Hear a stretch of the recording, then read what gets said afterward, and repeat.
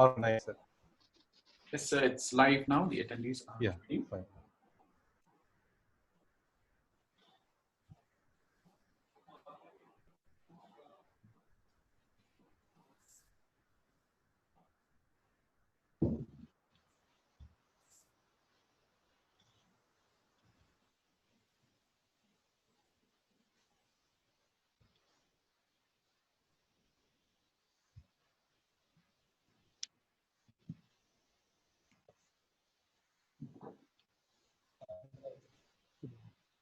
So, Azais, can you please check your phone?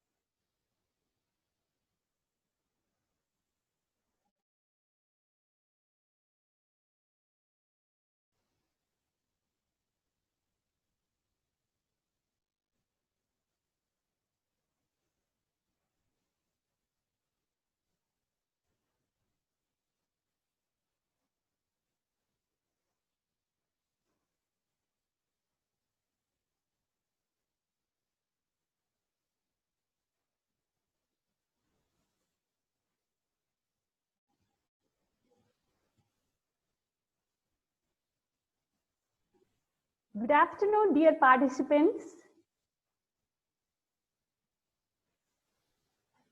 To the attention of the participants, if you have any queries related to the session, please contact the question answer panel at the end of the session instead of asking through the chat box. One of the towering leaders in the world, Nelson Mandela, says, education is the most powerful weapon which you can use to change the world. Thakalai Diocesan Education Commission welcomes you all to the Teachers Development Program on Educational Foundation and Trends. We are fortunate and blessed today to have our chairman, His Excellency Majaj Rajendran, SDB, Bishop of Thakalai, and our renowned resource person, Dr. Jayendasri Balakrishnan, retired professor, PSG College of Arts and Science, Coimbatore. To begin with, may I invite the chairman of Thakalai Diocesan Education Commission, His Excellency Majaj Rajendran, SDB, to invoke the divine blessings at the very beginning of Teachers Development Program on Education Foundation and Trends. Your Excellency, please. In the name of the Father, and of the Son, and of the Holy Spirit. Amen. Our Father in heaven, hallowed be your name. Your kingdom come, your will be done, on earth as it is in heaven.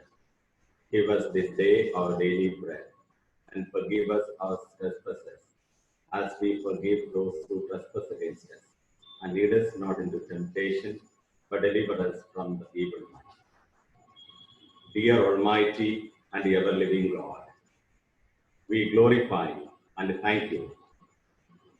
You have showered on us with so much blessings, and your presence continuously reminds us of your faithfulness and guidance. Even in the midst of COVID-19, you protected us, take care of us, and gave us the opportunity to come together as educators of the Diocese of Thakalai to reflect and to learn in the changing educational scenario, as the theme of today's session reflects, to discover the teacher in all of us. May we discover the hidden talents and the opportunities that is in us. It is the time, dear Lord, we are unable to go to our school and meet our own children, but we are meeting them over online. But we have lots of pain and sorrows as we are unable to see them. We humbly ask you, dear Lord, to shower your blessings on Mrs.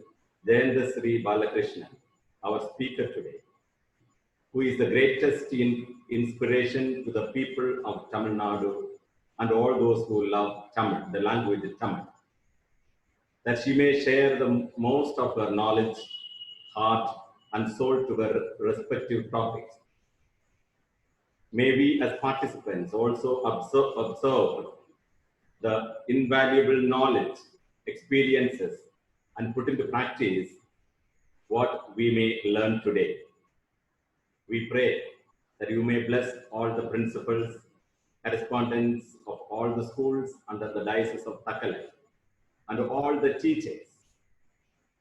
Especially we thank and pray for the organizers of this seminar, that they may be able to fulfill their task responsibly, that the objective they have set may all be achieved. Your infinite blessing would mean the success of this seminar. May we be a living witness of your genuine love through the enactment of knowledge acquired through this activity. We ask this through Christ our Lord.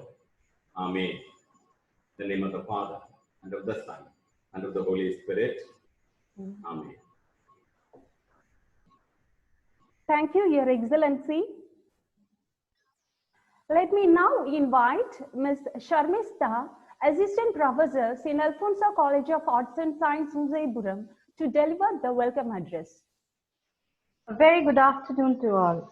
I take this golden opportunity on behalf of Thakalai Diocesan Education Commission to welcome all the esteemed and respected guests and participants present in the first session of Teachers Development Program on Educational Foundations and Trends. Today's enriching session is on the topic, Discover the Teacher in You. It gives me immense pleasure to extend a warm welcome to the patron of this program, His Excellency Mar George Rajendran, SDB, Bishop of Thakalay Diocese. His positivity and a desire for growth and wholesome development of his people have initiated this program to enhance the skills of the teaching community, which will certainly have a rippling effect in the society at large. A hearty welcome to you, Bishop. The positive vision of the Bishop is ably carried forward by the chief organizer of the program, Very Reverend Father Thomas Pauthuparampil, the Vicar General of Thakalay Diocese. Father Pauthuparampil, a man of great integrity and strength, completely shoulders the responsibility of the education of the youth in the diocese, being the secretary of the Thakalay Diocesan Education Commission. A warm welcome to you, Father. My words would not suffice her boundless knowledge and expertise in the field of education.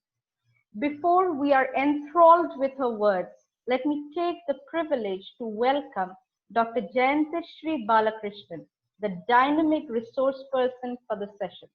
A joyful welcome to you, ma'am.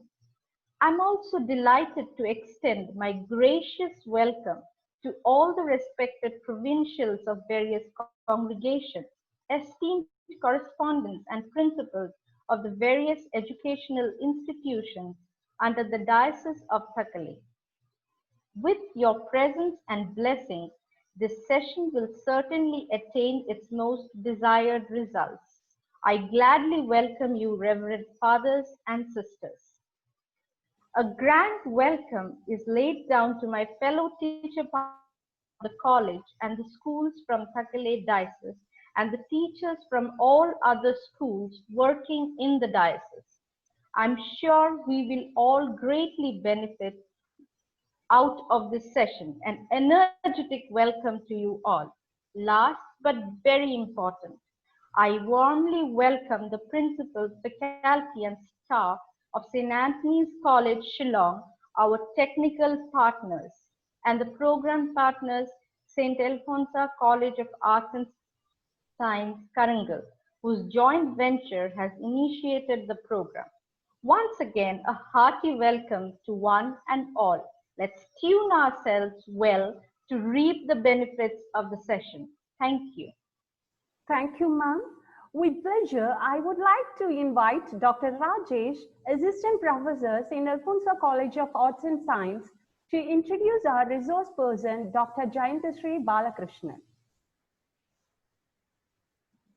அனைவருக்கும் என்னுடைய பணிவான வணக்கங்கள். ஆசிரியர் திறன் மேம்பாட்டு கருத்தரங்கம் சார்பாக ஒரு முறை கூட உங்களை வரவேற்றுக் கொள்வதிலும் என்னுடைய அன்பையும் மகிழ்ச்சியையும் பகிர்ந்து கொள்வதிலும் நான் உண்மையிலேயே மிகுந்த சந்தோஷம் அடைகிறேன். 2018ஆம் வருடம் நான்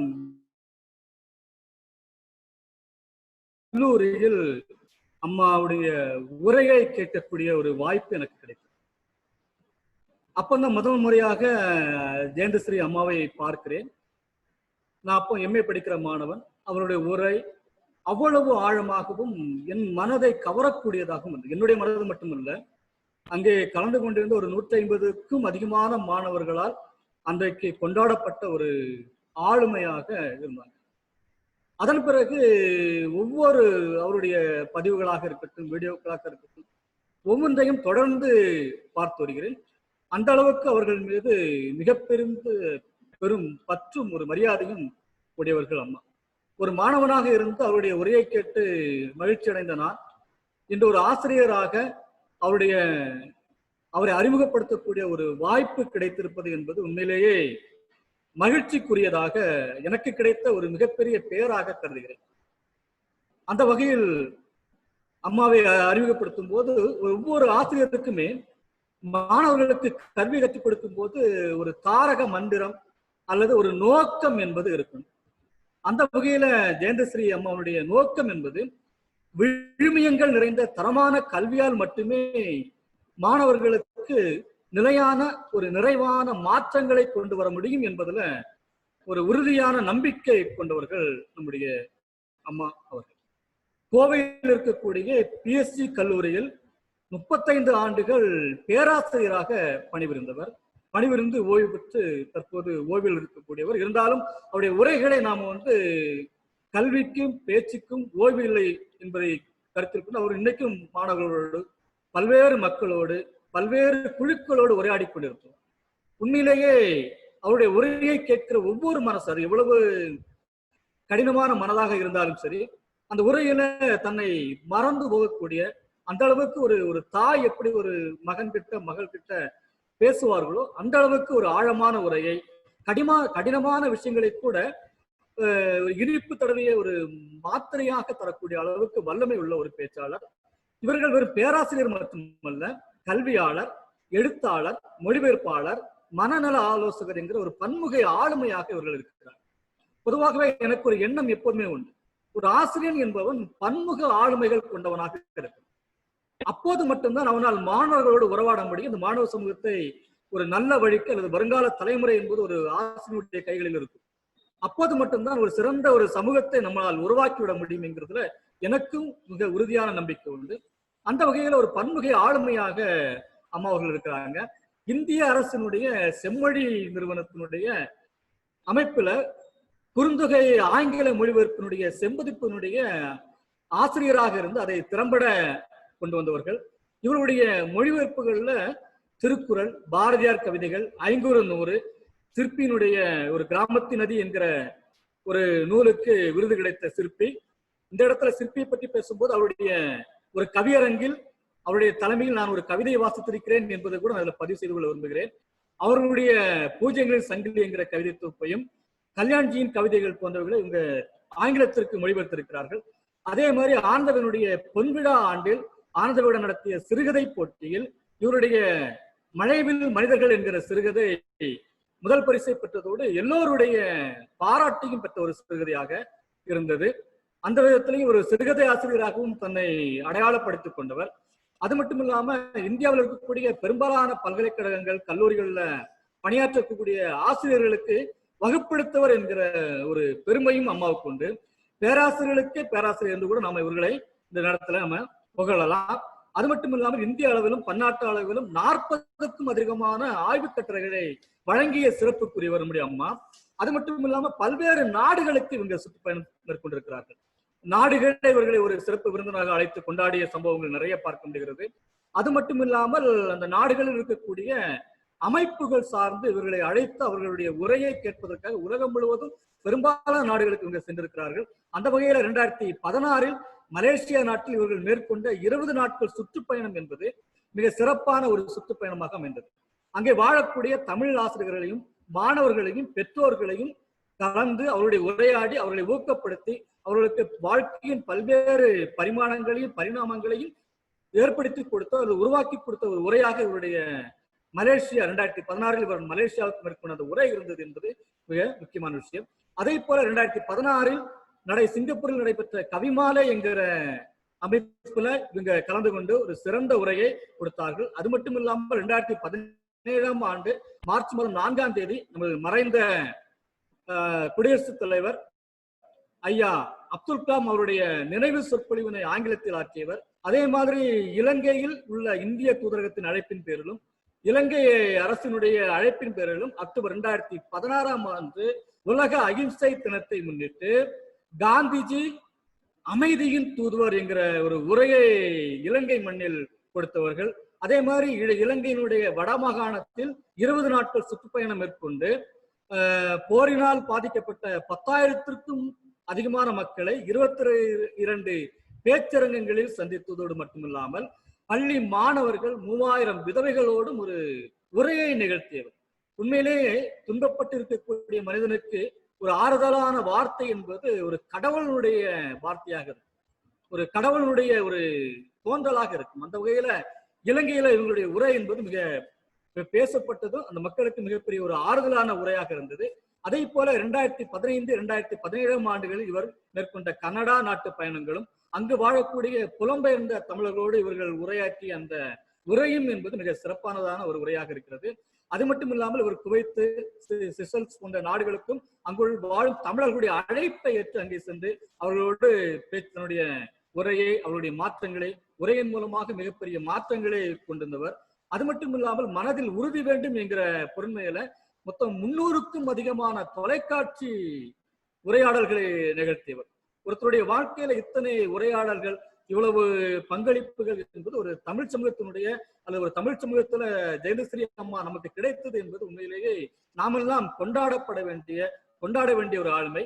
அது மட்டும் இல்லாமல் தமிழகமே இவரை கொண்டாடக்கூடிய ஒரு ஆளுமையாகவும் இருக்கிறது. அதே மாதிரி 2018 ஜனவரி மாதம் இந்திய தூதரகம் மற்றும் இந்திய அரசாங்கத்தின் அழைப்பின் பேரில் இலங்கையில் உள்ள வடமாகாணங்களுக்கு, குறிப்பாக யாழ்ப்பாணம், கிளிநொச்சி மற்றும் முல்லைத்தீவு போன்ற இடங்களில் 15 நாட்கள் சுற்றுப்பயணம் மேற்கொண்டு, அது நமக்கு தெரியும் 2009 இலங்கை யுத்தத்துல அந்த கிளிநொச்சி, முல்லைத்தீவு, யாழ்ப்பாணம் ஆகிய நகரங்கள்ல மிகப்பெரிய அழிவுக்குள்ளானது. அந்த மக்களோடு சந்தித்து அவர்களோடு உரையாடி அவர்களுடைய பிரச்சனைகளை, அந்த வாழ்க்கையை பற்றிய விழுமியங்களை கற்றுக் கொடுத்தவர் நம்முடைய ஜெயந்திஸ்ரீ அம்மா அவர்கள். அதே மாதிரி 2018 ஆண்டு செப்டம்பர் மாதம் இங்கிலாந்து மற்றும் சுவிட்சர்லாந்து, ஸ்காட்லாந்து நாடுகளில் 1 மாத காலம் சுற்றுப்பயணம் மேற்கொண்டு அங்குள்ள தமிழர்களையும் மாணவர்களையும் குறிப்பாக மனச்சோர்வுக்கு, இன்னைக்கு பாத்தீங்கன்னாக்க எல்லா தரப்பிலேயுமே இந்த மனச்சோர்வு அல்லது மன அழுத்தம் என்பது ஒரு மிகப்பெரிய வியாதியாக மாறிக்கொண்டிருக்கிறது. அப்படிப்பட்ட காலகட்டத்தில் ஜெயந்திஸ்ரீ அம்மாவுடைய உரை, நம்ம எந்த உரையை கேட்டாலும் சரி, எனக்கும் அம்மாவுடைய ஒரு உரை என்னுடைய மனதை ரொம்பவும் காயப்படுத்திய உரை. என்னை மட்டும் இல்ல, ஒரு ஆண் என்பவர் யார் என்கிற ஒரு உரையை பற்றி அம்மா பேசியிருப்பாங்க. நான் என்னுடைய மாணவர்களுக்கு சொல்லுவேன், நீங்க இந்த சமூகத்தை புரிந்து கொள்ள வேண்டுமானால் அவங்களுடைய அந்த உரையையாவது நீங்க கேளுங்கன்னு நான் சொல்லுவேன். அந்த அளவுக்கு ஒரு ஆழமான ஒரு உரை அம்மாவுடைய உரை. அந்த வகையில எங்கள் கல்லூரி தக்கலை ஜீரோ மலபார் மறை மாவட்டத்தினுடைய சார்பில் நடத்தப்படக்கூடிய ஆசிரியர் திறன் மேம்பாட்டு கருத்தரங்கில் அம்மா கலந்து கொள்வதில் உண்மையிலேயே நான் மட்டுமல்ல, இதில் கலந்து கொள்ளக்கூடிய எங்களுடைய கல்லூரி நிர்வாகம், எங்களுடைய மறை மாவட்டம், எங்களுடைய ஆயர், எங்களுடைய குருகுல முதல்வர், எங்களுடைய தாளாளர் தந்தை, எங்களுடைய முதல்வர், பேராசிரியர் அனைவருமே ரொம்பவும் சந்தோஷப்படுறோம். அவர்களை அறிமுகப்படுத்த கிடைத்த இந்த வாய்ப்பிற்கு மறுமுறையும் நான் கடவுளுக்கு நன்றி கூறி, அம்மாவே இந்த கருத்தரங்கை தலைமையேற்று தங்களுடைய உரையை வழங்க அன்போடு அழைத்து விடைபெறுகிறேன். நன்றி, வணக்கம்.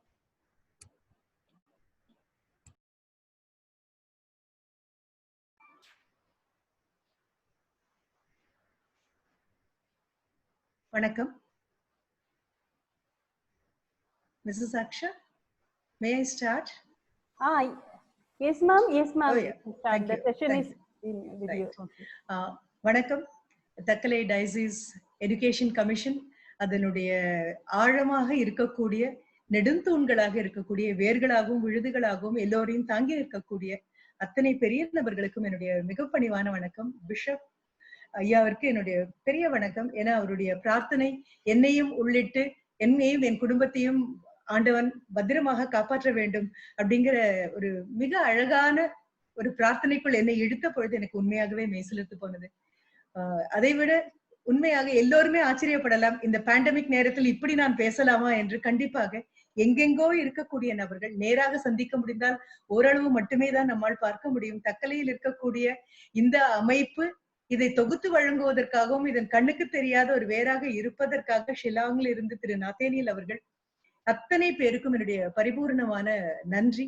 நேரில் பார்த்திருந்தால் கூட இவ்வளவு பேரை ஒரே முகத்தில் என்னால் பார்க்க முடியுமான்னு தெரியல. அழைத்தமைக்கு மிகப்பெரிய நன்றி. ஆனா நீங்க அழைத்து எனக்காக கிடைத்திருக்கக்கூடிய அந்த மின்னஞ்சலில் கொடுத்திருந்த சில விஷயங்களில் இருந்து நான் மாறுபட்டு நிற்கிறேன் அப்படின்னு தான் என்னுடைய பதிலும் வந்தது. Discover the teacher in you, and the whole lecture is going to be bilingual because we may be very efficient and proficient and very fluent in English. எல்லாமே மிக அழகாகவே நம்மால் பேச முடியும், யாருக்கும் புரியாது என்று எல்லாம் சொல்லவே வேண்டாம். ஆனாலும் கூட ஒரு ஐயோ என்ற வார்த்தையாவது தமிழில் சொன்னால்தான் அப்படியே அண்ணாந்து பார்ப்போம். ஏன்னா உணர்வு ரீதியாக நம்மோடு ஒட்டி போவது அது மட்டும்தான். என்ன காரணம் அப்படின்னா, அம்மாவின் கர்ப்பப்பைக்குள் இருக்கும் பொழுது அவள் எந்த மொழியால் நம்மிடம் பேசினாளோ, எந்த தன்னுடைய அச்சங்களையும் தன்னுடைய அபிலாஷைகளையும் எந்த மொழியால் யாருக்கும் தெரியாமல் மனதுக்குள் அந்த மொழியால் நம்மிடம் பேசிக்கொண்டே இருந்தார்களோ, அவர்கள் பேசும் பொழுது கேட்ட ஒற்றை நபராக நாம் மட்டும்தான் இருந்திருப்போம். அதுதான் தாய்மொழி. பிறந்து வந்ததற்கு அப்புறம் ஒரு தாய் நம்மிடம் பேசிய மொழி அல்ல. அவள் கர்ப்பத்தில் இருக்கும் பொழுதே நம்மோடு அவள் உரையாடிய ஒரு மொழி. அது உணர்வு ரீதியாக ஒரு தொப்புள் கொடி பந்தமாக நம்ம அத்தனை பேரையும் இணைக்கும். அதனால நான் 2 மொழிகளையும் பயன்படுத்துறேன். My mother tongue which is Tamil and my other tongue which is English. So இரண்டையும் சேர்த்துதான் பயன்படுத்த போறேன். என்ன காரணம்? எனக்கு அதை பயன்படுத்த தெரியுமா என்பதல்ல முக்கியம். என்னால் எந்த அளவு இந்த வரக்கூடிய 1.5 மணி நேரத்தில் 4.5 மணி வரைக்கும் உங்களை எத்தனை பேரை என்னால் தொட முடியும், எத்தனை பேரை என்னால் எழுப்ப முடியும். உறங்குகிற நிலைமை அல்ல, உறங்குகிறோமா விழித்திருக்கிறோமா என்று தெரியாத சூழ்நிலை இருக்கக்கூடிய நம்மை எத்தனை பேர் விழித்தெழ வைக்க முடியும். நான் தான் தலைப்பு கொடுத்தேன், discover the teacher in you. இன்வென்ட்ங்கிற வார்த்தையை நான் பயன்படுத்தல. பிஷப் அவர்கள் ரொம்ப அழகாக சொன்னார், டிஸ்கவர் த டீச்சர் இன் யூனா உங்களுக்குள் இருக்கக்கூடிய ஆசிரியர்கள் ஆரோக்கியமாக ஆனந்தமாக நமக்குள்ளேயே இருக்கிறார்கள்.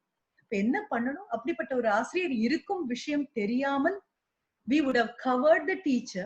இப்ப என்ன பண்ண போறோம்னா we are going to uncover, thereby discover the teacher.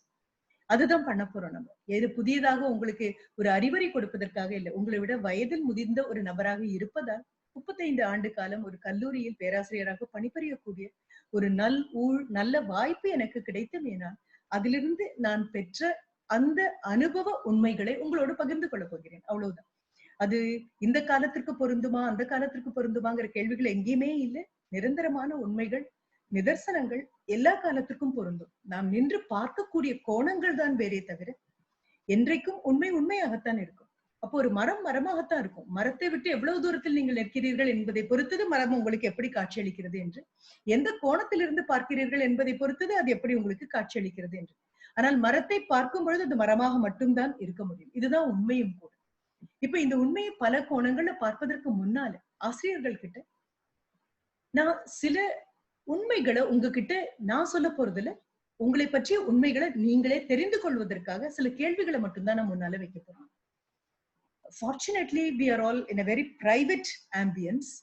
Each one is at home front. மீறி போனா ஒரே அறைய 2 பேர் இருக்கலாம், அவ்வளவுதான் முடியும். மற்றபடி மிக தனிமையாக தனித்துவமாக எல்லாரும் உட்கார்ந்துருக்கோம். எப்பொழுது ஆனாலும் ஒரு ஆசிரியர் அப்படின்னு சொல்லும் பொழுது யாராவது அழைத்தார்கள், யாராவது பேச போகிறார்கள் அப்படின்னா பக்கத்துல ஒரு குறிப்பேடு இல்லாமல் போவது ஒரு ஆசிரியருக்கு அழகு அல்ல. ஒரு அட்டெண்டன்ஸ் எடுக்கிறதுக்கு மட்டுமே அல்ல, கையில ஒரு பேனாவும் ஒரு நோட்டு புத்தகமும் யார் பேசுகிறார்கள் என்றாலும் என் கைவசம் கண்டிப்பாக இருக்கும். இப்பவே என் கைவசம் ஒண்ணு வச்சிருக்கேன். ஏன்னா நீங்க கேட்கக்கூடிய கேள்விகள்ல ஏதாவது மிகவும் என்னை இன்னும் ஆச்சரியப்பட வைக்கக்கூடிய தூண்டக்கூடிய கேள்விகள் இருக்குமே, ஆனால் எழுதி கொள்ள வேண்டும் என்று. அப்படி இருக்கும் பட்சத்தில் ஆசிரியர்கள் அத்தனை பேரும் இப்ப நான் சொன்ன இந்த ஒரு விஷயத்தை உள்வாங்கிக்கோங்க. ஏன்னா முடிக்கும் பொழுது நம்ம அதற்கு திரும்பி வரப்போறோம். எல்லாரும் ஆசிரியர்கள் அப்படின்னு தெரிந்துதான் எடுத்திருக்கோம். இந்த வேலையை பூரணமாக புரிந்து கொண்டு இதனுடைய பளு எப்படி இருக்கும்னு நமக்கு தெரியும், இதனுடைய பொறுப்பு எப்படி இருக்கும்னு நமக்கு தெரியும். அதை நான் வேதனைன்னு ஒரு நாளும் சொல்ல மாட்டேன், செய்யக்கூடியதை தியாகம் என்று ஒரு நாளும் சொல்ல மாட்டேன். பூரணமாக புரிந்து பொறுப்போடு நாம் ஏற்றுக்கொண்ட இந்த பணி முதலாக உங்களை நேர்முக தேர்வுக்காக அழைத்த போது when you were asked to appear before an interview way, how prepared you were, how anxious you were, how concerned you were, அதே எண்ணத்தோடு இன்று வகுப்புகளுக்கு போகிறீர்களா அப்படிங்கிறது என்னுடைய முதல் கேள்வி. இன்று அப்படின்னா இந்த சூழலில் 31ஆம் தேதி ஆஃப் ஜூலை 2020 அல்ல நான் சொல்றேன். இன்றுனா நீங்க கடைசியாக போன வகுப்பாக இருக்கலாம், இனி வரக்கூடிய வகுப்பாக இருக்கலாம். 10 வருடம் அனுபவம் இருக்கக்கூடிய ஆசிரியர் அப்படின்னா இத்தனை நாட்கள் நீங்கள் போன வகுப்பாக இருக்கலாம். என்னுடைய முதல் கேள்வி, அந்த கேள்விக்கு பதில் ஆம் என்று எந்த விதமான தயக்கமும் இல்லாமல், கூச்சமும் இல்லாமல், சலனமும் இல்லாமல், பொய் கலக்காமல் உங்களால் சொல்ல முடியுமே ஆனால், I always go to every one of my classes, even if the subject gets repeated year after year after year. I have never been to any of my classes without getting adequate preparation. அது எது மாதிரி நான் சொல்றேன், நேர்முக தேர்வுக்கு when you appeared before a panel of educators, when you appeared before a panel of scholars, how anxious you were, how concerned you were, how prepared you were. எந்த அளவுக்கு ஒரு ஒலிம்பிக் ஓட்டப்பந்தயத்தில் ஓடுவதற்காக ஆனியோ மார்க்கில் நிற்கக்கூடிய அந்த வீரனுடைய மனதில் இருக்கக்கூடிய அத்தனை படபடப்பும் அத்தனை உற்சாகமும் ஒவ்வொரு வகுப்புக்கும் போகும் பொழுது எனக்கு இருந்தது என்று தோன்றக்கூடிய அத்தனை ஆசிரியர்களும் நான் கேட்ட இந்த கேள்விக்கு ஆம் என்ற பதில் இருக்குமே ஆனால், ஏன்னா நீங்க சொல்லக்கூடிய பதில உங்களை தவிர வேற யாரும் வெரிஃபை பண்ண போறது இல்ல. அதனுடைய உண்மையும் அதில் கலந்திருக்கக்கூடிய பொய்யையும் யாரும் தராசு வச்சு பார்க்க போறது இல்ல. We are yet to invent any kind of gadget which would measure how honest we are, how sincere we are and how insincere we are. அதற்காக நம்ம எதையும் இன்னும் கண்டுபிடிக்கல. ஏதோ பாலில் எவ்வளவு தண்ணீர் கலந்திருக்கிறது அப்படிங்கறத கண்டுபிடிக்க முடியும். நம்மளுடைய உடல்ல இருக்கக்கூடிய how our temperature varies அப்படிங்கிறதுக்கு நமக்கு ஒரு உபகரணத்தை கண்டுபிடிக்க முடியும். ஆனா நம்ம சொல்லக்கூடிய வார்த்தையில் இருக்கக்கூடிய உண்மையும் உண்மை போல இருக்கக்கூடிய பொய்யையும் இதுவரைக்கும் எதுவும் அளந்தது கிடையாது, அவருடைய மனதை தவிர. அப்போ இந்த கேள்விக்கு பதில் இருக்கான்னு பாருங்க. அப்படிதான் we are going to discover the teacher in us. Am I or have I ever been to all my classes every day preparing thoroughly, even if I have to take the same subject year after year, even if the syllabus has not changed, if I am extremely familiar with the dots and commas of the pages, have I gone to my class ever in my life, in my teacher life, unprepared? என்றாவது ஒரு நாள், ஒரு வாரம். குழந்தைகளுக்கு அது கண்டிப்பாக தெரியாது. எந்த குழந்தைக்கும் அது தெரிய போறது இல்லை. ஆனா வகுப்பை விட்டு வெளியில வரும்பொழுது எப்பொழுதெல்லாம் நம் மனது இன்னும் கொஞ்சம் கூட நீ தயாரா இருந்திருக்கணும், நீ ஏன் தயார் பண்ணாம வகுப்புக்கு வர, ஏன் பழைய விஷயத்த சொல்ற அப்படின்னு உங்க மனது கேட்டிருக்குமே ஆனால் நீங்க டிக் போட முடியாது, இன்ட்டு தான் போடணும். 10 வருட ஆசிரியராக, 15 வருட ஆசிரியராக, நீங்க எத்தனை வருட ஆசிரியராக இருந்தாலும் ஒரு நாள் உங்கள் மனது ஒரு கைதி கூண்டில் நிறுத்தி ஒரு கேள்வி கேட்டிருக்குமே ஆனால் இந்த டிஸ்கவர் தி டீச்சர் இன் யூன்னு தொடங்குறதுக்கு முன்னால ஒரு இன்ட்டுவோட நம்ம தொடங்கும். இதுல எந்த தப்பும் கிடையாது. என்னைக்காவது ஒரு நாள் புரியணும். இன்னைக்கு புரியும் பொழுது ரொம்ப நல்லது. யார் முன்னாலும் யாரும் காட்டி கொடுக்கப்படல, நாம நம்ம கேட்கக்கூடிய கேள்வியாக இருக்கு. அப்பதான் யூ கேன் டிஸ்கவர், ரைட்? இப்போ இந்த மாணவனுக்கும் ஆசிரியருக்கும் இடையில எந்த விதமான மாறுபாடும் இல்லை என்பதை நிரூபிப்பதற்காக அடுத்த படியில காண்பிக்கணும். ஒத்தொத்தபடியா தான் ஏற போறோம் நம்ம. ஆனா ஒவ்வொரு படியிலையும் எப்படி விக்ரமாதித்தன் ஒரு சிம்மாசனத்தில் ஏறுவதற்கு முன்னால் அந்த சிம்மாசனத்தின் படிகளில் இருந்த பதுமைகள் நீ இதற்கு தகுதியான்னு கேட்டு நிறுத்தி அவனை கேள்வி கேட்ட மாதிரி ஆசிரியர் அப்படிங்கக்கூடிய அந்த அழகான அரியணையில் ஏறி உட்கார்வதற்கு முன் ஒவ்வொரு கேள்வியாக நாம் முடித்துக்கொண்டு ஆம் இல்லை என்ற பதிலை சொல்லிவிட்டு மேலே போறோம். இப்ப முதல் கேள்வியை நான் முடிச்சுட்டேன். இரண்டாவது கேள்வி, மாணவனுக்கும் ஆசிரியருக்கும் பல விஷயங்கள்ல எந்த விதமான வேறுபாடும் இல்லை. கேட்பவருக்கும் கேட்பிப்பவருக்கும், the teacher and the taught, we share many of the values. They are no different from ours. So மாணவனுக்கு என்னெல்லாம் நீங்க எதிர்பார்க்கிறீங்களோ அவர்கிட்ட இதெல்லாம் இருந்தாலன்றி அவர் மாணவர் அல்ல அப்படின்னு நீங்க உங்களுடைய ஸ்டாஃப் ரூம் எல்லாரும் உட்கார்ந்து பேசும்பொழுது இந்த குறை இந்த மாணவனிடம் அப்படின்னு சொல்றதுக்கு முன்னால் இதுவரை சொல்லி இருக்கு. அதுல எத்தனை குறை நம்மிடம் இருக்கிறது அப்படின்னு பாக்குறதுக்கு ஒரு சின்ன அளவுகோல நான் இப்ப கொண்டு வரப்போறேன். அதுக்குதான் கையில குறிப்போடி வச்சுக்கோங்க அப்படின்னு நான் சொன்னதுக்கு கூட அதுதான் காரணம். 3 விஷயங்களை பாக்குறோம். ஒண்ணு, you may be teaching LKG UKG ஆக இருக்கலாம், or you may be teaching higher education, you may be a faculty in some department in collegiate education, or you may be even guiding people for their MPhils and their PhDs, research காக இருக்கலாம். இல்ல 12th standard ஆசிரியராக இருக்கலாம், 10th standard ஆசிரியராக இருக்கலாம், அல்லது 6, 7, 8 வகுப்புக்குள்ள ஒரு ஆசிரியராக இருக்கலாம். 6ஆம் வகுப்புக்கு ஆங்கிலமும், 7ஆம் வகுப்புக்கு கணிதமும், 8ஆம் வகுப்புக்கு சோசியல் சயின்சஸும் எடுக்கக்கூடிய வருடம் மாறி வரக்கூடிய ஒரு ஆசிரியராக இருக்கலாம். wherever you are, whomsoever you teach, essentially you are a teacher. இப்போ என்னுடைய முதல் கேள்வி, you may be a BSc, you may be an MSc, you may be a doctorate, whatever you are, right? அப்போ என்னைக்கு அந்த டிகிரி வாங்கி முடிச்சோம், அதாவது நம்மளுடைய அடிப்படை தகுதியாக ஒரு ஹையர் செகண்டரி டீச்சர் அப்படின்னா you should be an MCom B.Ed அல்லது you should be MSc or MA, இது கல்லூரி ஆசிரியர்னா இது இப்படி நம்ம வச்சிருக்கோம் இல்லையா? இவைகளை நீங்கள் தாண்டி வந்த பிறகு சிலபஸ் மாறி இருக்கலாம், புத்தகங்கள் எல்லாம் மாற்றி வேறொன்று உள்ளே வந்திருக்கலாம், என்ன ஆனாலும் சரி, என்னுடைய முதல் கேள்விக்கு உங்ககிட்ட பதில் இருக்கான்னு பாரு. How thorough are you with your domain knowledge? மிக முக்கியமான, this is exactly how you discover a teacher in you. What is domain knowledge? If you are a physics major teacher, your domain happens to be physics. If you are a mathematics professor, your domain happens to be maths. If you are a person with languages, your domain happens to be languages.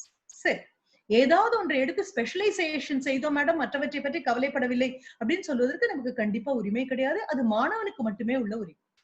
35% படித்தால் போதும், 60% படித்தால் போதும். It's enough if I just omit questions in choice and prepare only for what I have to prepare.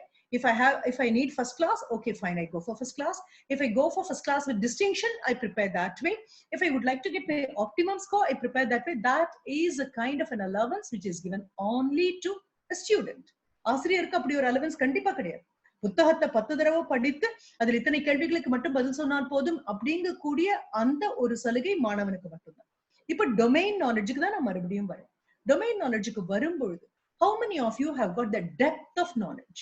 Depth of knowledge அப்படின்னு சொன்னா physics major teacher அல்லது maths teacher அப்படின்னு சொன்னா உங்களுடைய துறையில் எந்த அளவு கால்கள் ஆழமாக நீங்க பதித்து வைத்திருக்கீங்க, அதுதான் முதல் கேள்வி. யாரும் இதை வந்து வெரிஃபை பண்ண போறது இல்லை. Nobody is going to verify whether you are deep or shallow in your area of knowledge. Your domain knowledge, how deep it is. திடீர்னு பாட புத்தகங்கள் மாறுது. நீங்க கல்லூரியில படிக்கும் போது கூட உங்களுடைய சிலபஸ் மாறி இருக்கலாம்.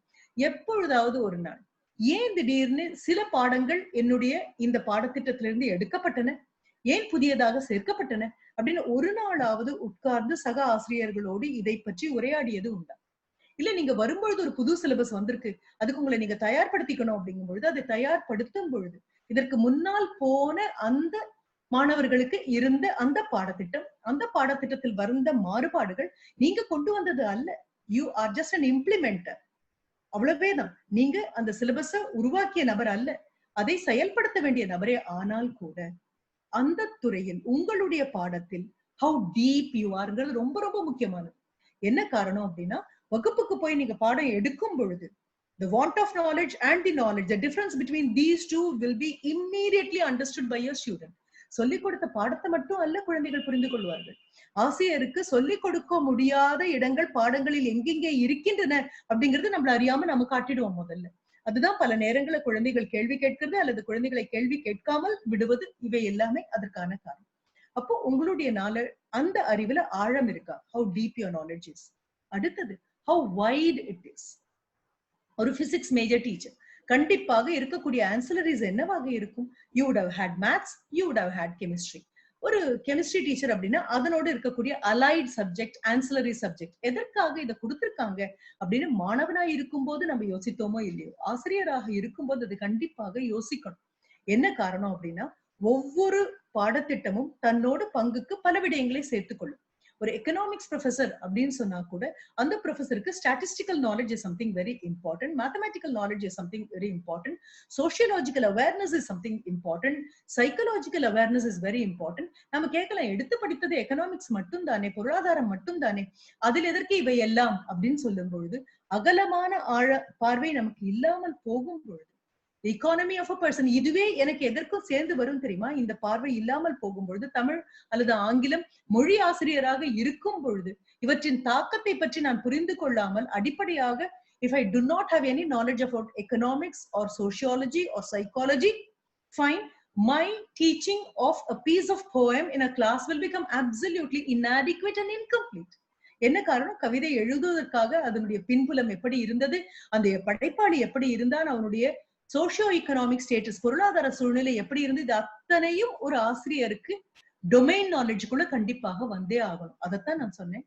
எவ்வளவு ஆழம் உங்களுடைய அறிவு, உங்களுடைய துறையில் எவ்வளவு ஆழம் உங்களுடைய அறிவு, எவ்வளவு அகலம் உங்களுடைய அறிவு. மூன்றாவதாக மிக முக்கியமானது 2020 இப்படிப்பட்ட ஒரு சூழலில் வந்து மாணவர்களை கண்ணுக்கு கண் பார்க்க முடியாத ஒரு சூழலில் வந்து உட்கார்ந்திருக்கக்கூடிய இந்த நேரத்தில் 1990 2000 2010 நீங்கள் வாங்கிய பட்டத்தை வைத்துக்கொண்டு 2020 இருக்கக்கூடிய சவால்களை உங்களால் எதிர்கொள்ள முடியுமா? முடியாது அப்படின்னு நம்ம முடிவு பண்ணிட்டோம் அப்படின்னா வீட்டுல இருக்கக்கூடிய உணவு பண்டத்தை வாங்கிய உடனே அதோட எக்ஸ்பைரி டேட் அப்படின்னு ஒண்ணு பார்ப்போம். அதுல ஒண்ணு போட்டிருக்கோம், உள்ளே சாப்பிட வேண்டிய அந்த மருந்துக்கு கூட ஒரு எக்ஸ்பைரி டேட்னு ஒண்ணு இருக்கு. நம்ம வாங்கின டிகிரிக்கும் அப்படி ஒரு எக்ஸ்பைரி டேட் இருக்குன்னு நம்ம புரிஞ்சுக்கணும். There is a date of expiry for the degree which we have procured from the universities if it just confines itself only to the syllabus. ஆனா ஒரே ஒரு நிமிஷம் யோசிச்சு பாருங்க, 1990 2000 2005 2010 2012 இல்ல 2020 ரொம்ப பக்கத்துல 2018 நீங்க எப்பொழுது பட்டம் வாங்கி வெளியே வந்திருந்தாங்க? உண்மையான ஆசிரியர் உங்க மனதுக்குள்ள தேங்கி தங்கி உங்களை வழிநடத்தக்கூடிய ஒவ்வொரு ஆசிரியரும் அவர்களை ஒரே ஒரு முறை மனதுக்குள்ள அப்படியே மெதுவா கொண்டு போனீங்க அப்படின்னா எத்தனை ஆசிரியர்கள் படிப்பது எப்படின்னு உங்களுக்கு சொல்லி கொடுத்தாங்க, எத்தனை ஆசிரியர்கள் வெறும் புத்தகங்களை மட்டுமே உங்களுக்கு காமிச்சாங்க? If you R a person who has taken mathematics, right, அப்ப இருக்கக்கூடிய அந்த கணிதத்திற்கான அறிவை மட்டும் போதித்த ஆசிரியர்கள் யார்? கணிதத்தை எப்படி அணுகுவது என்ற அணுகுமுறையை போதித்த ஆசிரியர் யார்? If your teacher has taught you how to learn, then you will never become outdated. ஒரு நாளும் காலாவதி ஆக மாட்டோம். படிப்பது எப்படி என்று சொல்லிக் கொடுத்த ஆசிரியர் இருப்பாரே ஆனால், எனக்கு மொழியில் ஒரு ஒரு ஒரு நாடகமாக இருக்கலாம், ஒரு நாவலாக இருக்கலாம், how to approach literature, how to approach a drama, how to approach a prose piece, how to approach a poem. If I have been taught by my teacher the ways of approaching literature, I will never become outdated. ஆனா ஏதோ ஒரு வேர்ட்ஸ்வர்த்துடைய கவிதையை மட்டுமே சொல்லிக் கொடுத்து, ஷெல்லியுடைய கவிதையை மட்டுமே சொல்லிக் கொடுத்து, ஷேக்ஸ்பியருடைய நாடகத்தை மட்டுமே சொல்லிக் கொடுத்த ஆசிரியராக இருந்தால் வெற்றிகரமாக தேர்வுகளை தாண்டி நம்மால் வர முடியும்.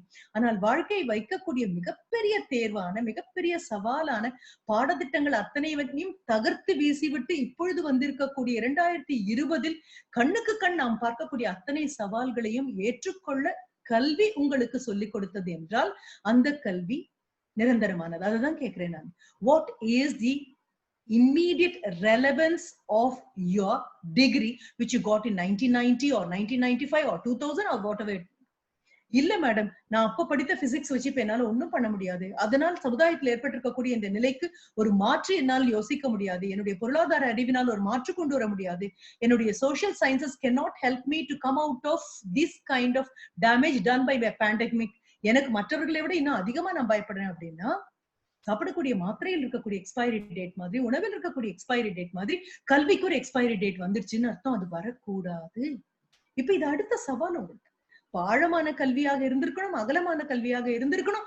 தற்காலத்திற்கு 2020 1990 நான் வாங்கிய எனது பட்டம், அது கொடுத்த அறிவு, வகுப்பில் எனக்கு சவால்களை சந்திப்பது எப்படி என்று என் ஆசிரியர் சொல்லிக் கொடுத்த அத்தனையும் வைத்துக்கொண்டு என்னால் இந்த சூழ்நிலையிலும் என் மாணவர்களுக்கு ஒரு அழகான உதயத்தை காட்ட முடியும், ஒரு நல்ல எதிர்காலத்தை காட்ட முடியும். நான் தளர்ந்து போக மாட்டேன், சோர்ந்து போக மாட்டேன், பின்வாங்க மாட்டேன் அப்படின்னு உங்களுக்கு இந்த காலகட்டத்தில் உங்களால பேச முடியும் அப்படின்னா, thanks a lot to all your teachers because they did not teach you a textbook, they rather taught you how to learn.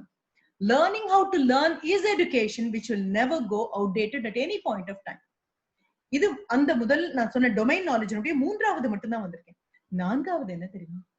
What is the future of the knowledge you have got? Futuristic-ஆக நாங்கள யோசிக்க முடியுமா உங்களால?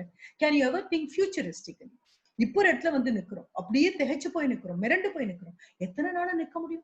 முதல் 1 மாதம் நின்றிருக்கலாம். திகைப்பு, அதிர்ச்சி, ஐயோ இன்னும் பாடத்திட்டங்கள் முடிக்கலையே, ஐயோ இன்னும் தேர்வுகள் நடத்தப்படலையே, இந்த குழந்தைகளுடைய எதிர்காலம் என்னவாகும், அடுத்தது என்ன பண்ண போறோம், அடுத்தது என்ன பண்ணோம், ஒப்பிட்டவர்களிடம் புலம்பி தீர்த்திருக்கலாம். ஆனா 4 மாதங்கள் முடிந்து 5வது மாதத்துக்குள்ள கால வச்சாச்சு. எத்தனை பெரிய அதிர்ச்சிக்கும் அதற்கும் ஒரு எக்ஸ்பைரி டேட் இருக்கு. அந்த அதிர்ச்சியே சொல்லி அதை பத்தியே மீண்டும் மீண்டும் வருத்தப்பட்டு வேதனைப்பட்டு கொண்டு உட்கார்ந்துருந்தோம் அப்படின்னா கல்விக்கு என்ன அர்த்தம்? கல்வின்னு சொல்லக்கூடியதே பிரச்சனைகளுக்கு ஒரு நிவாரணம் கண்டுபிடிப்பது தானே. இல்ல எந்த பிரச்சனைகளுமே வரப்போவதில்லை, என் தாயும் தகப்பனும் சந்தித்தது பிரச்சனைகளை தாண்டி எனக்கு ஒன்றும் வரப்போவதில்லை அப்படின்னா நான் எதற்காக படிக்கணும்? Why at all should a generation get educated if it is not going to face bigger, better, more challenging problems in its own life? யோசிச்சு பாருங்க. அப்படின்னா கற்கால மனிதன் தற்கால மனிதனாக மாறி வந்திருக்க வேண்டிய தேவையே இல்லையே. கற்கால மனிதன் தற்கால மனிதனாக மாறி வருவதன் பொழுது அந்த மாற்றத்திற்கு ஏற்றது போல் அதை எதிர்கொள்வது போல் நெல்சன் மண்டேலா அவர்கள் சொன்னது மிகப்பெரிய ஆயுதம். கல்வி என்னும் ஆயுதம் மட்டுமே இல்லை. It's just not a sword, it's just not a weapon. I call it a shield also, a shield to protect yourself from any kind of harm. அப்படி இருந்ததுன்னா எல்லோரும் ஒரே ஒரு முறை, நீங்க என்னைக்கு வாங்கின டிகிரியாக இருந்தாலும் சரி, நான் கேட்ட இந்த கேள்விகளுக்கு பதில் இருக்கான்னு சொல்லி பாத்துக்கோங்க. முதல்ல ஒரு கேள்வி கேட்டு அதுக்கு டிக்கோ இன்டோ நீங்க போட்டிருப்பீங்க. அதுக்கு அடுத்த கேள்வியா நான் கேட்கக்கூடியது டொமைன் நாலேஜ் இருக்கா உங்களுக்கு? கொடுக்கப்பட்ட பாடத்திட்டத்துல தரோவாக இருக்கீங்களா? ஆக ஒரு எம்எஸ்சி பிசிக்ஸுக்கு கிளாஸ் எடுக்கக்கூடிய அந்த ஆசிரியருக்கு 8ஆம் வகுப்புல என்ன பிசிக்ஸ் வருது, 7ஆம் வகுப்புல என்ன பிசிக்ஸ் வருது, என்ன மாதிரி வந்து அது எம்எஸ்சி பிசிக்ஸாக உருமாறுதுங்கிற அளவுக்கு ஆழமாகவும் அகலமாகவும் எக்காலத்திற்கு பொருத்தமாகவும் எதிர்காலத்தை காட்டக்கூடியதாகவும் அவர்களுடைய துறை சார்ந்த அறிவு இருக்கிறதா? இது இன்டர்வியூல கேட்கப்படாத கேள்வி. ஆனாலும் அந்தரங்கமாக நாம் நம்மை கேட்டுக்கொள்ள வேண்டிய கேள்வி, தக்கலையில் இருக்கக்கூடிய கல்லூரியிலும் பள்ளிக்கூடங்களிலும் வகுப்புகளிலும் உங்களை சந்திக்கக்கூடிய குழந்தைகள் உங்களை சந்தித்து முடித்து தேர்வுகளில் எல்லாம் தேர்ச்சி பெற்று கிடைக்கக்கூடிய பல்கலைக்கழக பட்டங்களையும் வாங்கிய பின்பு, you know what they have to do? They will not just get rooted in Takkalai. They will start moving away. Globe becomes their place. Their arena to play is a whole world. உலகம் முழுவதும் இருக்கக்கூடிய எல்லா விதமான சவால்களையும் அவர்கள் தாண்டி செல்ல வேண்டும். அப்படின்னா அதற்கு தகுதியாக நீங்கள் வகுப்புகளில் உங்கள் குழந்தைகளை தயார் செய்கிறீர்கள். அதுக்கு நீங்க முதல்ல தயாரா இருக்கீங்க. இதுதான் கேள்வி. இந்த கேள்வி உங்களுக்கு எப்பவே கேட்டிருப்பாங்க தெரியுமா? எப்படி வந்தது தெரியுமா? பிஎட்டுக்குள்ள நீங்க போகும்போது, do you ever remember the syllabus of your B.Ed? I do not know how many of us put it into practice, whatever theories we came upon. அதுல educational philosophy அப்படின்னு ஒரு புத்தகம் தனியா, அதுக்குன்னு ஒரு பேப்பர் ஒண்ணு உண்டு. அப்படி வரும்பொழுது 1964 இந்தியாவிற்காக கொண்டு வந்த தி நியூ எஜுகேஷனல் பிலாசபி அப்படின்னு டாக்டர் கோத்தாரி அவர்களுடைய தலைமையில் சமர்ப்பிக்கப்பட்ட அந்த ஆய்வறிக்கையினுடைய முதல் வரியை வகுப்பில் கண்டிப்பாக ஆசிரியர்கள் சொல்லிக் கொடுத்திருப்பார்கள். எனக்கு சொல்லிக் கொடுத்தாங்க. 1980 எனக்கு அந்த ஆசிரியர்கள் சொல்லிக் கொடுத்தாங்க. அப்படின்னா அது கண்டிப்பா சில பேருண்மைகள் ஒரு நாளும் மறுக்கப்படாது, மறைக்கப்படாது. அப்போ என்னக்கலாம் இல்ல என்ன பிரச்சனை? இந்த வரியை சொல்றதுக்கு முன்னால் நான் சொல்றேன். Most of the vision statements are found on the walls of all institutions, but seldom are they in the heart of the people who are in the institution. அந்த மிகப்பெரிய ஸ்தாபனத்தின் விஷன் ஸ்டேட்மெண்ட், கொள்கை ரீதியாக தீர்க்க தரிசனமாக இருக்கக்கூடிய வார்த்தைகள் எல்லாம் சுவர்கள் முழுவதும் அலங்கரிக்கின்றன. எங்கிருந்து எந்த எக்ஸாமினேஷன் போர்டு வந்தாலும் எல்லாம் அண்ணாந்து பாக்குறாங்க, ஆச்சரியப்படுறாங்க. அது ஒரு நாக்குடைய விசிட்டாக இருக்கலாம், யாருடைய விசிட்டாக இருந்தாலும் எல்லாரும் ஆச்சரியப்படுறாங்க. ஆஹா, எவ்வளவு அருமையான கல்லூரி. ஆனா சுவர்களில் எழுதப்பட்ட அந்த வரிகள் நம் மனதில் எழுதப்பட்டிருக்கிறதா அப்படிங்கிறது தான் பெரிய கேள்வி. கோத்தாரி கமிஷனுடைய அந்த முதல் வரியை வைத்துதான் இந்த டொமைன் நாலேஜை நான் உங்ககிட்ட கேட்டேன். என்ன அவங்க சொல்றாங்க தெரியுமா? ஒரு நாட்டினுடைய தலையெழுத்து அதனுடைய வகுப்பில் தீர்மானிக்கப்படுகிறது. The destiny of a nation is decided in her classrooms. ஒரு நாட்டினுடைய எதிர்காலம், நாட்டினுடைய தலைவிதி, நாடு எப்படி முன்னால் போக போகிறது என்பதை பற்றிய முழுமையான வரைபடம் எங்கே இருக்கிறது அப்படின்னா ஒரு வகுப்புக்குள் இருக்கிறது. இது கோத்தாரி கமிஷனுடைய opening statement. The destiny of a nation is decided in her classrooms. Bertrand Russell உடைய மிக அழகான இன்னொரு வரி, functions of a teacher அப்படிங்கிற ஒரு மிக அழகான கட்டுரையில் அவர் சொல்லக்கூடியது. The defense of a country is not in the hands of its armed forces alone. அதனுடைய படைபலத்தில் மட்டுமல்ல ஒரு நாட்டினுடைய பாதுகாப்பு. The defense of a nation is not in the hands of its armed forces alone. It's in the hands of its teachers. அதனுடைய பள்ளியில் வகுப்பில் இருக்கக்கூடிய ஆசிரியர் கைகளிலும் பாதுகாப்பு இருக்கிறது.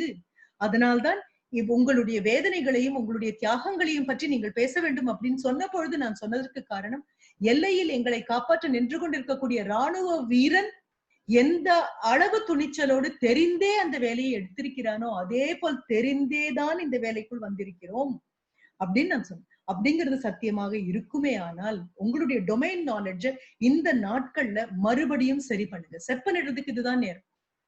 இது யார் நம்புறாங்க யார் நம்பல அப்படிங்கிறது வேற. யார் நம்மள பரிசோதிக்க போறாங்க இது எதுவுமே கிடையாது. ஆனா கண்டிப்பாக வகுப்புக்குள்ள போய் ஒரு இடம் ஒரு கேள்வி ஒரு குழந்தையை கேட்கும் பொழுது திணறி நாம் திரும்பி நாளைக்கு பதில் சொல்கிறேன் அப்படின்னு அடுத்த நாள் அந்த குழந்தையை தேடி பிடிச்சு பதில கண்டுபிடிச்சு குழந்தைகிட்ட போய் சொல்ற ஆசிரியராக இருந்தா நீங்க இருக்கிற திசைக்கு மிகப்பெரிய நன்றி. ஒரு ஆசிரியனுடைய அடிப்படை பண்பு இருக்கு. ஆனா வகுப்புல குழந்தைகள் கேள்வியை கேட்க விடாமல் செய்வதில் தான் இருக்கிறது என்னுடைய ஆசிரியர் பண்பு அப்படின்னு நினைக்கிறீங்க அப்படின்னா ஆசிரியராக இருப்பதில் அடிப்படையில் ஒரு சின்ன அச்சம் உள்ளுக்குள்ள இருக்கு. அதற்குத்தான் இந்த டொமைன் நாலேஜ் கிளாரிஃபை பண்ணணும். இது இந்த இரண்டாவது பஞ்ச் உங்களுக்கு கொடுத்துட்டேன்.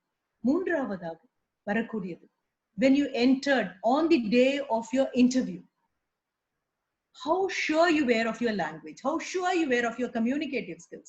உங்க உட்கார்ந்து இருக்கக்கூடிய அந்த நேர்முக தேர்வில் இருக்கக்கூடிய அத்தனை அங்கத்தினர்களுடைய மனதிலும் உங்களுடைய மொழி ஆளுமை பதிய வேண்டும் அப்படிங்கிறதுக்கு எத்தனை முறை ஒத்திகை பார்த்திருப்பீர்கள்?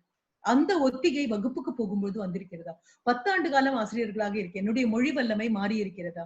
15 ஆண்டு காலமாக நான் ஆங்கிலத்துறையில் இருக்கிறேன். Have I improved my vocabulary, my powerful expression after having been a teacher, teaching for 10 years or 15 years? It's not the degree you have acquired. அதுக்கப்புறம் நம்ம MPhil பண்ணிருக்கலாம், PhD பண்ணிருக்கலாம், நிறைய டிப்ளோமாஸ் எடுத்திருக்கலாம். எதுவாக இருந்தாலும் என்னுடைய மொழி ஆளுமை என்பது it doesn't mean just a passive vocabulary I have. எனக்குள்ளேயே தங்கி இருக்கக்கூடிய ஆராய்ச்சி கட்டுரைகளை எழுதும் பொழுது மட்டுமே வரக்கூடிய அந்த மொழி ஆளுமை நான் சொல்லல. வகுப்புல என் குழந்தைக்கு என்னை தவிர வேறு யார் இவ்வளவு நல்ல மொழியை கொண்டு போய் கொடுக்க முடியும்? அவர்கள் வரக்கூடிய குடும்பம் மிக வறுமையானதாக இருக்க முடியும். மிக குறைந்த அளவு சொற்களையே பயன்படுத்தக்கூடிய குடும்ப சூழலாக இருக்கும். ஆரோக்கியமான, அழகான, செழுமையான, சிறப்பான வார்த்தைகளை, be it in English or in Tamil, you are the only person the child will look upon. And you are the only person who is going to enrich the vocabulary of the child, provided you have already enriched yours.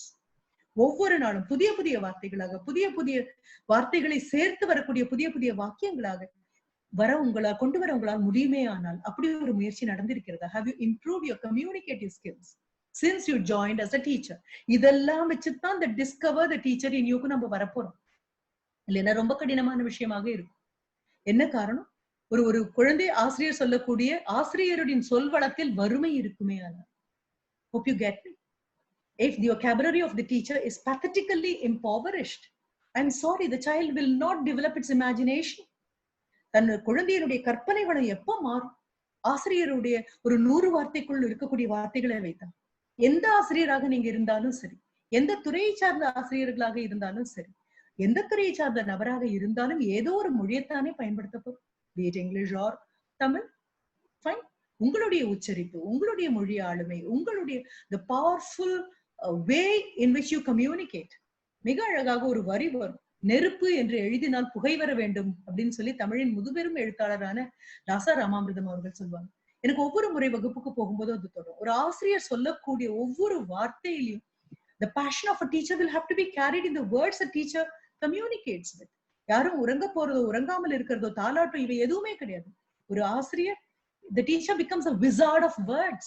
வார்த்தைகளை வைத்துக் கொண்டிருக்கக்கூடிய ஒரு மந்திரவாதியாக மாறக்கூடியவர் ஆசிரியர்.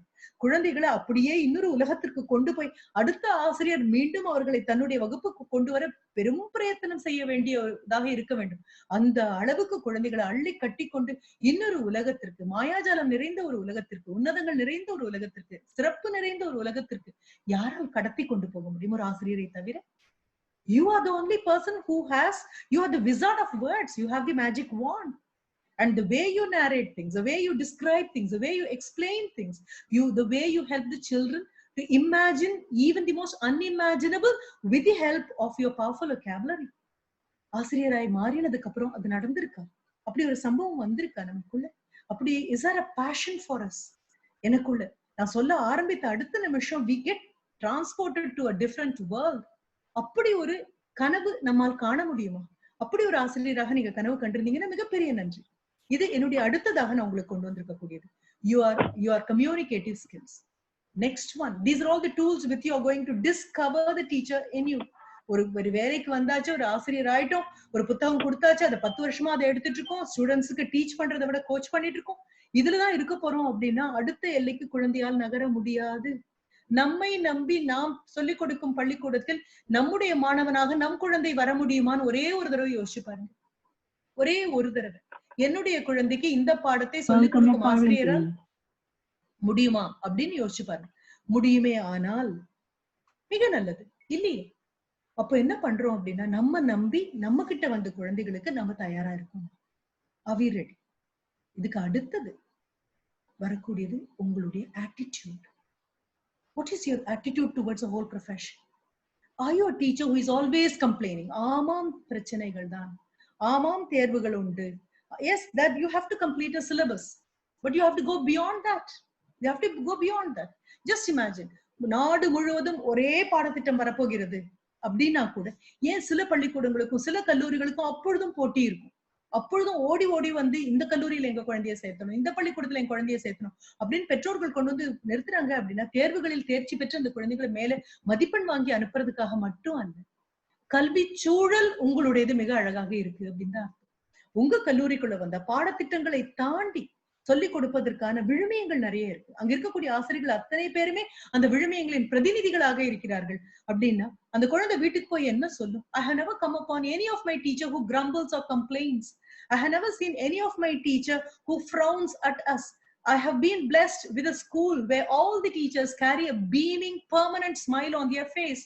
They smile at us, they laugh along with us. They don't laugh at us, they laugh along with us. எங்களோடு நன்றாக கலகலப்பாக சிரிக்கக்கூடிய ஆசிரியர்கள். எனக்கு வீட்டுக்கு வரவே பிடிக்கல, எனக்கு என் பள்ளிக்கூடம் ரொம்ப பிடிச்சது, ஒவ்வொரு நாளும் பள்ளிக்கூடம் இன்னும் சீக்கிரமே தொடங்காதான் இருக்கு, இன்னும் நிதானமா முடியாதான் இருக்கு, முடியாம இருந்தால் நல்லா இருக்கும். நம்ம பத்தி குழந்தைங்க வீட்டுக்கு கொண்டு போய் சொல்லி அவங்க வீட்டுல கிடைக்காத the curriculum அப்படின்னு நீங்களும் நானும் பார்க்கிறது என்ன தெரியுமா? Curriculum is not syllabus. The syllabus can change. The syllabus can change from one school to another school if you so desire. Autonomous body na or syllabus kondu varalam, affiliated body na or syllabus kondu varalam. Ana அந்த சுவர்களுக்குள்ள இருக்கக்கூடிய அந்த கல்வி சூழல், ஆரோக்கியமான அந்த சூழல், that is the attitude you carry. How often have you been grumbling? How often have you been complaining? How often பேப்பரை திருத்தும் பொழுது எல்லா ஆசிரியர்களையும் ஒன்னா வச்சு ஒரு சென்ட்ரல் வேல்யூவேஷனுக்கு போகும்பொழுது மாணவர்களுடைய அந்த செய்தி, அவர்களுடைய விடைத்தாளில் இருக்கக்கூடிய அவர்களுடைய சின்ன சின்ன பிழைகள், அவர்களுக்கு தெரியாததுனால் அறியாமையினால் வந்த பிழைகளை எல்லோரும் கூடி நம்ம சிரிச்சிருக்கோம் அப்படின்னு சொன்னா ஆசிரியரா இருக்கிறதுக்கான அடிப்படை தகுதி கூட நமக்கு கிடையாது. என்ன காரணம்? அறியாமையினால் ஒரு குழந்தை தவறாக எழுதும் விடையை பார்த்து அறிந்த நபர்கள் சிரிப்பார்களே, ஆனால் இவர்களுடைய அறியாமை தானே அதை விட பெரிய விஷயம். அப்போ what is your attitude as a teacher? How powerful you are with your attitude as a teacher? Because நீங்க எல்லாரும் படிச்சிருப்பீங்க You Can Win அப்படிங்கிற ஷிவ்கேரா அவர்களுடைய புத்தகத்துல நீங்க படித்திருக்க கூடியது என்ன அப்படின்னா, your attitude decides your altitude.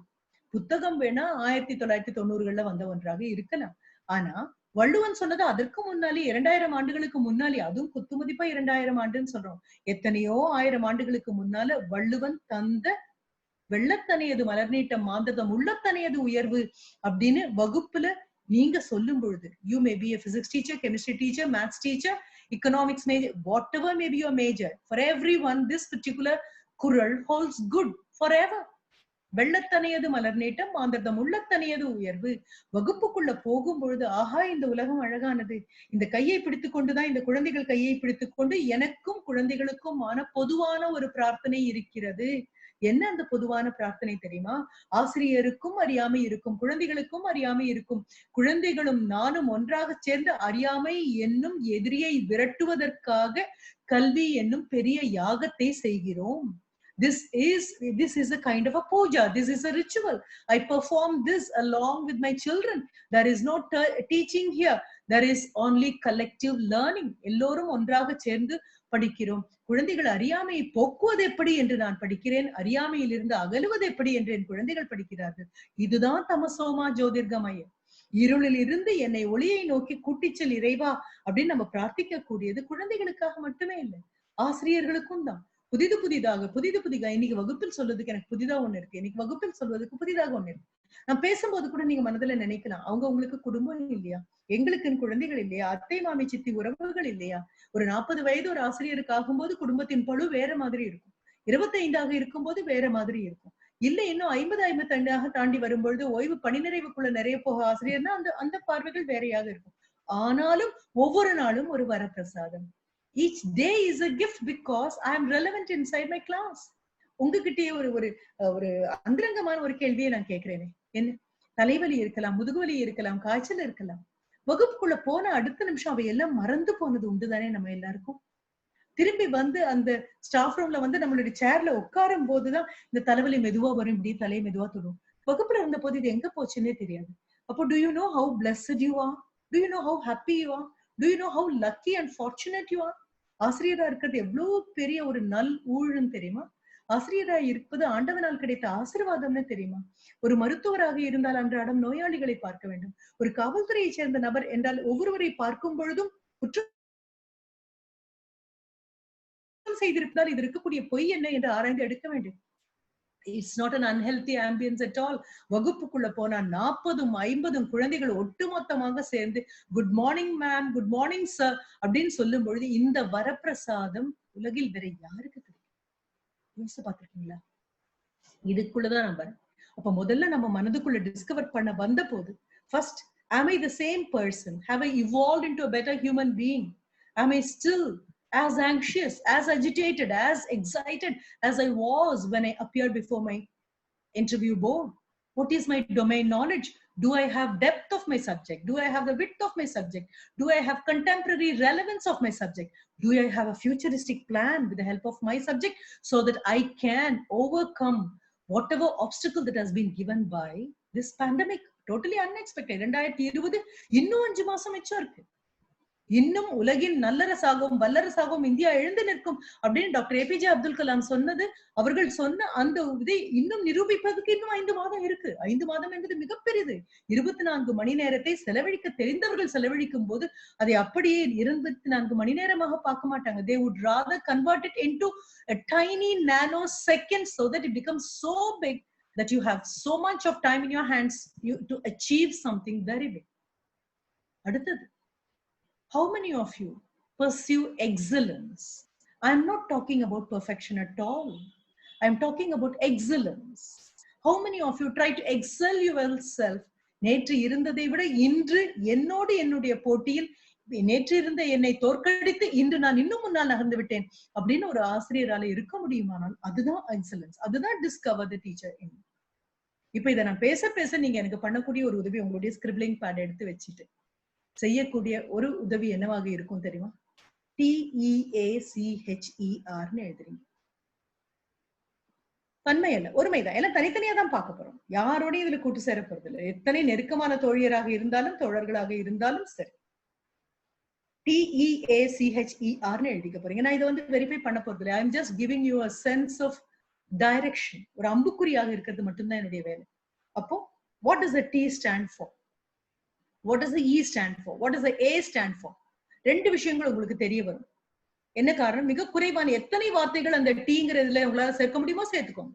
If the teacher has to be trustworthy, அதை போட்டுக்கோங்க. If the teacher has to be trained, fine. If the teacher has to be talented, நீங்க என்ன போட்டாலும் சரி, எத்தனை வார்த்தைகள் போட்டாலும் சரி போட்டுக்கோங்க. ரெண்டு விஷயம் தெரிய வரும். ஒண்ணு, மொழி வளம் அதிகமாக இருக்கக்கூடிய ஆசிரியருக்கு அந்த டி அப்படிங்கக்கூடியதுல எத்தனை எல்லாம் சேர்க்க முடியுமோ அத்தனை எல்லாம் சேர்க்க முடியும்.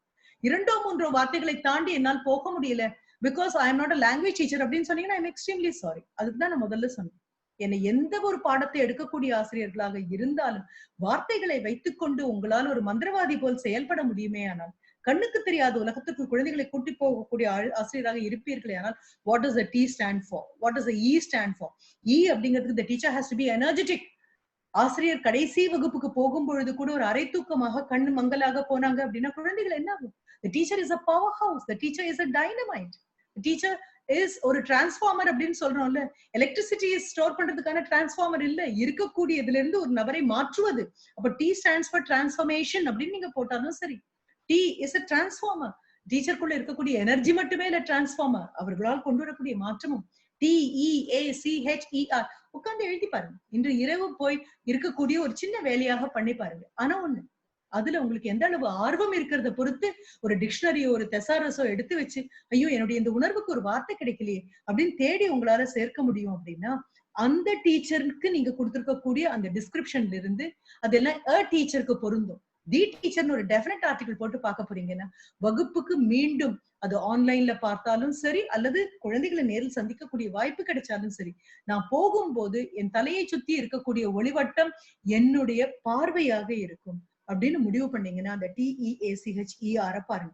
Then you will understand what I mean by excellence. அடுத்தது உங்களோட சொல்ல வேண்டிய இன்னொரு விஷயம், எல்லோரும் ரொம்ப அழகா தான் பாடம் சொல்லி கொடுக்கணும். யாரும் குறைவானவர்கள் ஒருவருமே கிடையாது. அவர்கள் ஒரு மனசாட்சி எவ்வளவு தூரம் கூட்டிட்டு போகுது அவ்வளவு தூரம். ஆனா இதுக்கு இடையில எனக்கு ஒரு காட்சி பார்க்க கிடைத்தது. என்ன காரணம் அப்படின்னா, every day is a day to learn and every day is a day to unlearn what we have wrongly learned. தப்பாக நம்ம படித்த பாடத்துல இருந்து வெளியில வருது. இது தொலைக்காட்சியில நான் பார்க்க கிடைத்த ஒரு காட்சி. டிஸ்கவரி சேனல்ல அமேசான் அந்த வனத்தை காண்பிக்கிறாங்க. அமேசான் அந்த பெரு நதி பெருக்கெடுத்து ஓடி வருது. வறண்ட பிரதேசங்கள் பூரா அந்த நதி பாயுது. பாஞ்சதுக்கு அப்புறம் மிக உயரமான பட்டு போன அதன் மேலே இருக்கக்கூடிய ஓலைகள் எல்லாம் விழுந்த பனை மரங்களும் வெவ்வேறு மரங்களும் நின்று கொண்டிருக்கக்கூடிய ஒரு வனம். கீழே பூரா பாய்ந்த தண்ணீர் அப்படியே ஓடி கடல்ல கலக்கிறதுக்கு எந்த சூழலும் இல்லாமல் தேங்கி தேங்கி அந்த மரத்தினடியில் அப்படியே சதுப்பு நிலமாக சேறு குழைஞ்சிருக்கக்கூடிய ஒரு காட்சியாக இருந்தது. அதுல பறவை இனத்தை சேர்ந்த மெக்காவ் அப்படிங்கிற பறவை, கிளிகள் கூட்டத்தை சேர்ந்த பறவைகளவை, அந்த மெக்காவுங்கிற பறவை அங்க வந்துதான் கூடு கட்டுது. அதுவும் பட்டு போன அந்த உயரமான அண்ணாந்து பார்த்தால் மேலே அதனுடைய ஓலைகள் இல்லாத இந்த பட்டு போன மரத்தில் இருக்கக்கூடிய பொந்துகள், இட்ஸ் அப்சல்யூட்லி ஹாலோ இன்சைட். உள்ள பூரவே எதுவும் இல்லாமல், மரம் அந்த அளவுக்கு உயிர் இல்லாமல் போன ஒன்று, அதன் உள்ளே இருக்கக்கூடிய சத்தும் சாரமும் எதுவுமே இல்லாமல் அந்த பொந்து பாதி மரத்தில் இருக்கு. கீழே இருக்கக்கூடியதெல்லாம் விஷ ஜந்துக்களாக இருக்கின்றன. அதுல ஒரு கிராக்கடைல் இருந்து ஆரம்பித்து பெரிய போவா கன்ஸ்ட்ரக்டர் அப்படின்னு சொல்லக்கூடிய மலைப்பாம்புகள் வரை அங்கே மேய்ந்து கொண்டு இருக்கக்கூடிய காட்சியும் காண்பிக்கிறாங்க. பக்கத்துல கொண்டு போய் காண்பிக்கிறாங்க, கேமராவை கொண்டு போய். சரி, அதுக்கடையில இந்த மெக்காவ் அப்படிங்கிற ஒரு நீல நிறமும் மஞ்சள் நிறமும் உள்ள மிகப்பெரிய அலகு உள்ள பக்கத்தில் இருக்கக்கூடிய பெயர் தெரியாத பல பழங்களின் கொட்டைகளை ஒரே அழுத்தில் உடைத்து விடக்கூடிய வல்லமை வாய்ந்த வலிமை வாய்ந்த அந்த அலகு இருக்கக்கூடிய பறவை, தாய்ப்பறவையும் தந்தை பறவையும் கொண்டு வந்து அங்க முட்டை வைத்து ஒரு 3 மாத காலம் அதில் இருக்கக்கூடிய தமது 2 குஞ்சுகளுக்கும் உணவு கொண்டு வந்து கொடுத்தாங்க. எங்கெங்கிருந்தோ உணவு. கீழே விழுந்து பார்த்தீர்கள் அப்படின்னா எப்பொழுது இதுல இருந்து ஏதாவது ஒரு பறவையோ குஞ்சோ அல்லது முட்டையோ கீழே விழும், அதை சுலபமான உணவாக உண்ணலாம் அப்படின்னு காத்துட்டு இருக்கக்கூடிய விஷ ஜந்துக்கள் எல்லாமே அண்ணாந்து பார்த்துட்டு தான் இருக்கு. நமக்கே ஆச்சரியமாவும் பயமாவும் இருக்கு. இங்க கொண்டு வந்து பொந்து வைப்பாங்களா யாராவது? 3 மாத காலம் தொடர்ச்சியாக கொண்டு வந்து உணவு கொடுத்து கொண்டே இருக்கக்கூடிய இந்த பறவைகள் இனி என்ன பண்ணணும்னா, உள்ளுக்குள்ள இருக்கக்கூடிய அந்த குஞ்சுகளுக்கு சிறகு முளைச்சாச்சு, அவை பறக்க வேண்டும். தாய் பறவையும் தந்தை பறவையும் பக்கத்துல இருக்கக்கூடிய மரங்களில் போய் உட்கார்ந்து கொண்டு அழைப்பு விடுத்து கொண்டே இருக்கின்றன. இதுதான் நாமளும் நம்ம குழந்தைங்களுக்கு பண்றோம், ஆசிரியர்களாக பண்றோம், பெற்றவர்களாக பண்றோம். ஆனா இயற்கைங்கிற ஒரு ஆசிரியர் என்ன பாடத்தை எப்படி சொல்லிக் கொடுக்க வேண்டும்னு நமக்கு சொல்லிக் கொடுக்கும் போது அதை நம்ம கவனிக்க தவறிடும். அதனாலதான் நம்ம கையை விட்டு, நம்ம வகுப்பை விட்டு, வீட்டை விட்டு போகக்கூடிய குழந்தைகள் சாலைக்கு இறக்கி விடும் பொழுது தடுமாறி தள்ளாடி விழுந்து எழுந்திருக்க முடியாமல் நிற்கக்கூடியதற்கு ஒரு காரணம் என்ன அப்படிங்கிறது எனக்கு இந்த காட்சி மூலமாக தெரிந்தது. என்ன, இந்த தாய் பறவையும் தந்தை பறவையும் வெளியில இருந்து கூப்பிடுறாங்க. நான் 3 மாதம் உணவு கொடுத்துருக்கோம், உறுதியாக இருக்கீங்க, அப்போ பறப்பதற்கான தேவை இருக்கிறது, பறப்பதற்கான ஆசை இருக்கிறது, நம்ம குழந்தைங்க மாதிரி, ரைட்? பட் பேரண்ட்ஸை விட டீச்சர் இன்னும் கொஞ்சம் கூட முன்னால போகணும். That's how you discover the teacher, way the parents R wanting. வீட்டுல இருக்கக்கூடிய தாய் தகப்பன் தானே முதல் ஆசிரியர்கள். ஒரு கல்லூரியிலோ அல்லது பள்ளிக்கூடத்துல இருக்கக்கூடிய நீங்கள் தானே 2வது பெற்றோர். அப்ப எங்க பெற்றோர் நின்னு போறாங்க, எப்போ ஒரு ஆசிரியர் உள்ள வராருங்கிறதுக்கான காட்சி என்ன பார்க்கும் பொழுது எப்படி இருக்கு தெரியுமா?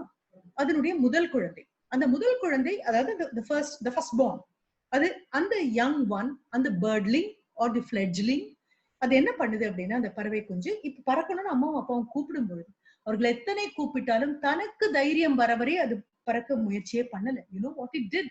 அது hollow tree, அதனுடைய உள்ள the hollow trunk of the tree, it starts climbing using its claws and beak.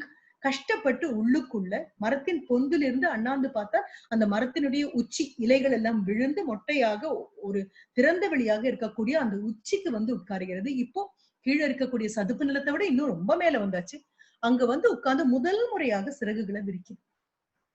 See, in a house நீங்க என்ன சொல்லி கொடுத்தாலும் உங்க குழந்தைக்கு வாழ்க்கை நிதர்சனமாக 2020 முகத்தில் தூக்கி வீசி இந்த சவால்களை ஒரு முறை கூட ஒத்திகை பார்க்க வீடு வாய்ப்பே கொடுத்திருக்காது. பள்ளிகளும் வாய்ப்பு கொடுத்திருக்காது, கல்லூரிகளும் வாய்ப்பு கொடுத்திருக்காது, சாலைகள் தான் வாய்ப்பை கொடுக்கின்றன. வீதிக்கு வரும்பொழுதுதான் நம்ம கொடுத்த அத்தனை கல்வியையும் தாய் தகப்பன் வாய்க்குள்ள ஊட்டினா அந்த உணவு மாதிரி. ஆனா அந்த சாதாரண பறவை மேலே வந்து நின்று முதல் முறையாக சிறகுகளை விரிக்கும் பொழுதுதான் அத்தனை சின்ன பொந்துக்குள்ள தனக்கு இவ்வளவு பெரிய சிறகு இருக்குன்னு கூட அதுக்கு தெரியாது. முதல் முறையாக சிறகை விரிக்கும் பொழுது அவ்வளவு நீளமான சிறகு, ஓகே. ஆனா சிறகு இருந்தா போதுமா? பறப்பதற்கான பயிற்சி இல்லாமல் எப்படி பறக்க முடியும்? ஒரு தடவை கூட அந்த சிறகை அசைத்து பார்த்தது கிடையாது. அந்த பொந்துக்குள்ள அதற்கான வசதியே கிடையாது. பறவையாக பிறந்தாச்சு, பறவையாக வளர்க்கப்பட்டாச்சு. ஆனா பறவையாக பறப்பதற்கு பயிற்சி இருக்கா? Has the young one been trained? Was it given an exposure to try its wings so that it can understand that it's a bird and it can fly? அந்த நம்பிக்கை எப்ப வரும்? அந்த கடத்துல இறக்கி விடும் பொழுதுதானே வரும். அப்போ we all take care of theory, we all take care of practical, but what about your application in life? வாழ்க்கையில அதனுடைய அப்ளிகேஷன். அப்போ சாதாரண ஹோட்டல் மேனேஜ்மெண்ட் அப்படின்னு குழந்தைய கொண்டு போய் விட்டோம் அப்படின்னா பவர் சப்ளை கண்டிப்பாக அங்க இருக்கு. ஒரு சட்னி பண்றதுக்கோ, ஒரு சாம்பார் பண்றதுக்கோ, ஒரு கூட்டு பண்றதுக்கோ, இல்ல ஒரு சிக்கன் பிரியாணி பண்றதுக்கோ எல்லாம் தயாராக இருக்கு. எல்லாம் ரெடி பண்ணி அது ஒரு மிக்சியில போட வேண்டியது, இதை அரைச்சு அதுல கலக்கணும் அப்படிங்கும் போது பவர் போயிடுது. குழந்தைங்க பவர் வர வரைக்கும் காத்துட்டு இருப்பாங்க. இதே குடும்பத்துல பாருங்க, இது பிராக்டிக்கல். அவங்களுக்கு தியரியில படிச்சாச்சு, பிராக்டிக்கல்ல தியரியில படிச்சது சரியான. ஆனா அம்மா கிட்ட வந்து நின்னு ஒரே ஒரு முறை எல்லாம் தயார் பண்ணி வச்சு, இதான் விருந்தினர்கள் வந்துட்டாங்க, இந்த தெருமுதியில திரும்பியாச்சு, அவங்க திரும்பும் போது பார்த்தா இங்க பவர் போயிடுச்சு, அம்மா சட்னி கரைக்கணும், என்ன பண்றதுன்னு தெரியல, எல்லாரும் பரபரக்கும் போது அம்மா புன்னகை மாறாமல் விருந்தினர்களுக்கு வந்து உட்கார்ந்து விருந்தினர்களுக்கு அமக்களமா எதையோ கொண்டு வந்து பரிமாறுறாங்க. ரொம்ப நல்லா இருக்கு, எப்படி பண்ணீங்கன்னு வரை கேக்குறாங்க. என்னைக்காவது நம்ம குழந்தைங்க முதுகு பின்னால வந்து, அம்மா இன்னும் பவர் சப்ளை வரல, மிக்சியில போட்டு எடுத்து வச்சது அப்படியே இருக்கு, என்னமா பண்ணினீங்க? That is application. எல்லா விதமான சவால்களும் வரும்பொழுது ஒரு தனிநபர் கற்ற கல்வியும் அந்த கற்ற கல்வி சரியானதுதான் நான் பரிசோதித்து வைத்தது அத்தனைக்கும் முற்றிலும் சம்பந்தம் இல்லாமல் ஒரு பெரிய சவால் வரும். இதுக்கு அந்த பறவை பண்ணக்கூடியது மேலே போய் நின்று தன்னுடைய சிறகுகளை அசைத்து மீண்டும் அசைத்து மறுபடியும் மறுபடியும் அசைத்து அதற்கு வலுவூட்டி என்னால் பறக்க முடியும் என்ற துணிவும் தன்னம்பிக்கையும் வந்த பிறகு தாயும் தந்தையும் எத்தனை முறை அழைத்தாலும் பறக்காமல் ஒரு மணி நேரம் அந்த முயற்சியில் இருக்குது. எனக்கு பார்க்கும் பொழுது எவ்வளவு பெரிய பாடம் இயற்கை நமக்கு சொல்லிக் கொடுக்கக்கூடியது. எல்லாம் கிடைக்கலாம், எல்லாம் அழகாக இருக்கலாம், தேவை இருக்கலாம், ஆசை இருக்கலாம், ஆனால் அதற்கான பயிற்சி இல்லாமல் களம் இறங்குவது இட் இஸ் சூயிசைடல். பறந்து போய் தாய் தகப்பனோட போய் உட்கார்ந்துச்சது. இரண்டாவது குஞ்சு அது அண்ணாந்து பார்க்கல, உள்ள இருக்கக்கூடிய ஏறி தன்னுடைய மூத்த பறவை போனது அது எதுவுமே கவலைப்படல, வந்து பொந்துக்கு வெளியில் நிக்குது. தாயும் தகப்பனும் இன்னும் கூப்பிட்டுட்டே இருக்காங்க. கூப்பிட கூப்பிட அவ்வளவுதான், ரெக்கையை விரிச்சாச்சு. ரெக்கை எவ்வளவு பெருசுன்னு அதுக்கு தெரியாது, பறக்க தெரியுமான்னு தெரியாது, தன் பறவையான்னு கூட அதுக்கு தெரியாது. அங்கிருந்து புறப்பட்ட இரண்டாவது வினாடி கல் விழுவது போல அப்படியே கீழே இருக்கக்கூடிய அந்த சதுப்பு நில சேரில் அது விழுந்தது. அதுக்கப்புறம் அவங்க காமிக்கக்கூடியது அங்கே இங்கே சிதறி இருக்கக்கூடிய 2-3 சிறகுகள் மட்டும்தான். அதற்காக காத்து கொண்டிருந்தது. மற்ற விஷ பிராணிகள் அவற்றை சாப்பிட்டு விட்டாங்க. இது வாழ்க்கைக்கு கொண்டு போங்க. வாழ்க்கைக்கு கொண்டு போனீங்க அப்படின்னா you may be a teacher, you may be a parent, you may be giving encouragement to your child, motivating your child. என்ன நீங்க கொடுத்தாலும் எத்தனை வந்தாலும் you are after all a crutch to lean on, you are after all an arrow mark to give the child a sense of direction. But if you have discovered yourself as a teacher, you would rather show the child, you will not escort the child. குழந்தை கூட போக மாட்டீங்க, கூத்தூர் எடுத்து இடத்துல வச்சிட்டு இருக்க மாட்டீங்க. என்னதான் ஊன்றுகோல் இருந்தாலும் அவரவர்கள் கால்கள் பயன்படுவது போல் ஊன்றுகோல் வராது. காலுக்கு வலி ஏற்படும் போது சாய்ந்து கொள்ள அந்த ஊன்றுகோல் நன்றாக இருக்கலாமே தவிர. இந்த அமேசான்ல பார்த்த போது நான் நினைச்சேன், ஒரு ஆசிரியராக ஒரு பாடத்திட்டத்தினுடைய தியரி பார்ட்டியும் அதனுடைய பிராக்டிக்கலையும் தாண்டி அப்ளிகேஷனுக்குள்ள நான் போகணும் அப்படின்னு சொன்னா என் குழந்தைக்கு நான் ஓபன் பண்ணி விட வேண்டிய இடங்கள் என்ன? What have I got? எல்லாம் போன பாதையிலேயே மறுபடியும் மறுபடியும் போறதுக்கு அதுக்காக என்ன கல்வி? எதற்காக குழந்தை நான் போன பாதையிலேயே போகணும்? How often have you opened up a challenge in the class? வகுப்பில் ஒன்றை கொடுத்து இதை பற்றி நீ என்ன நினைக்கிறாய் அப்படின்னு கேட்ட அடுத்த நிமிஷம் இல்லையா, அப்ளிகேஷன் வேணுமா, ஒரு பாடத்தை எடுத்துக்கோங்க, அது எந்த சப்ஜெக்டாக இருந்தாலும் சரி. எத்தனை ஆசிரியர்கள் ஒரு குழந்தையை கூப்பிட்டு நிறுத்திச்சு, tomorrow we are going to have team teaching, நாளைக்கு நீயும் நானும் இந்த பாடத்தை எடுக்க போறோம், சரியா? யார் சரியா எடுக்கிறாங்கன்னு பாக்கலாம். நம்மளை வீழ்த்துறதுக்காகவே நம்மளை விட இன்னும் அதிகமாக அந்த குழந்தை இன்னும் தயார் பண்ணிட்டு வரலாம். எத்தனை முறை ஒரு பாடத்தை முடித்ததுக்கு அப்புறம் after having completed a unit you have asked, we all ask questions to understand whether the child has understood. குழந்தைக்கு புரிஞ்சுதா அப்படின்னு தெரியறதுக்காக கேள்விகளை கேட்கிறோம். எத்தனை பேர் இந்த யூனிட் இந்த பாடத்தினுடைய இந்த பகுதியில் இருந்து உனக்கு தெரிந்த அளவு கேள்விகளை எடு. ஒன் வேர்ட் ஆன்சர் எத்தனை எடுக்க போற, அனோட்டேஷன்ஸ் எத்தனை எடுக்க போற, பேராகிராஃப் எத்தனை எடுக்க போற? நீ எடுத்த கேள்விகளை விட ஒரு கேள்வி நான் அதிகமா எடுத்துட்டேன் அப்படின்னா நான் ஜெயிச்சிட்டேன்னு அர்த்தம். நான் எடுத்த கேள்விகளை விட ஒரு 10 கேள்வி நீ உன்னால எடுக்க முடியும்னா அதுதான் உன்னுடைய அசைன்மெண்ட், அதுக்குதான் உன்னுடைய மதிப்பெண் அப்படின்னு எத்தனை பேரால புதிய விதையில் நம்மளால பார்க்க முடிஞ்சிருக்கு. எந்த பாடத்திட்டம் தான் வரட்டுமே, எந்த பாடத்திட்டம் தான் வரட்டுமே, அன்றாடம் படிக்கணும் படிக்கணுங்கிற ஆவேசத்துக்குள்ள ஒரு ஆசிரியர் இருக்கும்போது முதல் நாள் உள்ளே வந்தது போல் கடைசியாக பணி நிறைவு பெற்று வெளியே போகும் வரை அப்படிப்பட்ட நபராகவே தன்னை பார்த்து கொண்டிருக்கக்கூடிய ஒரு ஆசிரியர். with enough of empathy, with enough of compassion. அன்புங்கிற வார்த்தையை நான் பயன்படுத்தல. I do not say you should love your students. ஏன்னா ஒரு நோயாளியிடம் ஒரு மருத்துவருக்கு என்ன மனோபாவம் இருக்க வேண்டுமோ அதுதான் ஒரு ஆசிரியருக்கு இருக்கும். நோயாளியினுடைய நோயை போக்குவதுதான் கடமை. அந்த கடமையில கண்டிப்பு இருக்கும், அந்த கடமையில காருண்யம் இருக்கும். அதை நோயாளிக்கு கொண்டு போக வேண்டிய அவசியமே இல்லை. நோயிலிருந்து நோயாளிக்கு ஒரு அதுல இருந்து அவரை காப்பாற்றுவதுதான் என் வேலைங்கிற மாதிரி அறியாமை என்னும் நோயிலிருந்து என்னுடைய குழந்தையை காப்பாற்றி வெளியில கொண்டு போக போறேன் அப்படின்னு வரும்பொழுது இந்த அறியாமை விதவிதமாக ஒரு குழந்தைக்கு வரலாம். அதுல இருந்து அந்த குழந்தையை விடுவித்து வெளியே கொண்டு வரும்பொழுது how objective you are, how distanced you are, how professional you are. அதுதான் நான் within quotation போடுறேன். Discovering that the teacher in you is not your capacity to love your child. It is your capacity to show empathy to your child. It's not sympathy. ஐயோ பாவம் ஒரு வறுமையான குடும்பத்துல இருந்து வந்திருக்கான், அறியாத குடும்பத்துல இருந்து வந்திருக்கான், is a first graduate. No, I'm not talking about that. If I happen to be in the same situation as my student is, How would I look at life? What kind of mistakes will I commit? என்னெல்லாம் தவறு செய்வேன், எப்படி எல்லாம் கூச்சப்படுவேன், எப்படி எல்லாம் விலகுவேன், ஆசிரியரை பார்க்கும்போது முகம் பார்க்காம எப்படி எல்லாம் நகருவேன், இது அத்தனையும் அந்த குழந்தையுடைய சூழல்ல என்னால போய் உட்கார்ந்து இருக்க முடியுமே ஆனால், உளவியல் எனக்கு புரியுமே ஆனால், அப்போ I would have discovered the teacher in me. The teacher is one rich store of just not knowledge, of wisdom. அவங்க கிட்ட அந்த கம்பேஷன் இருக்கு, அவங்க கிட்ட அந்த எம்பத்தி இருக்கு.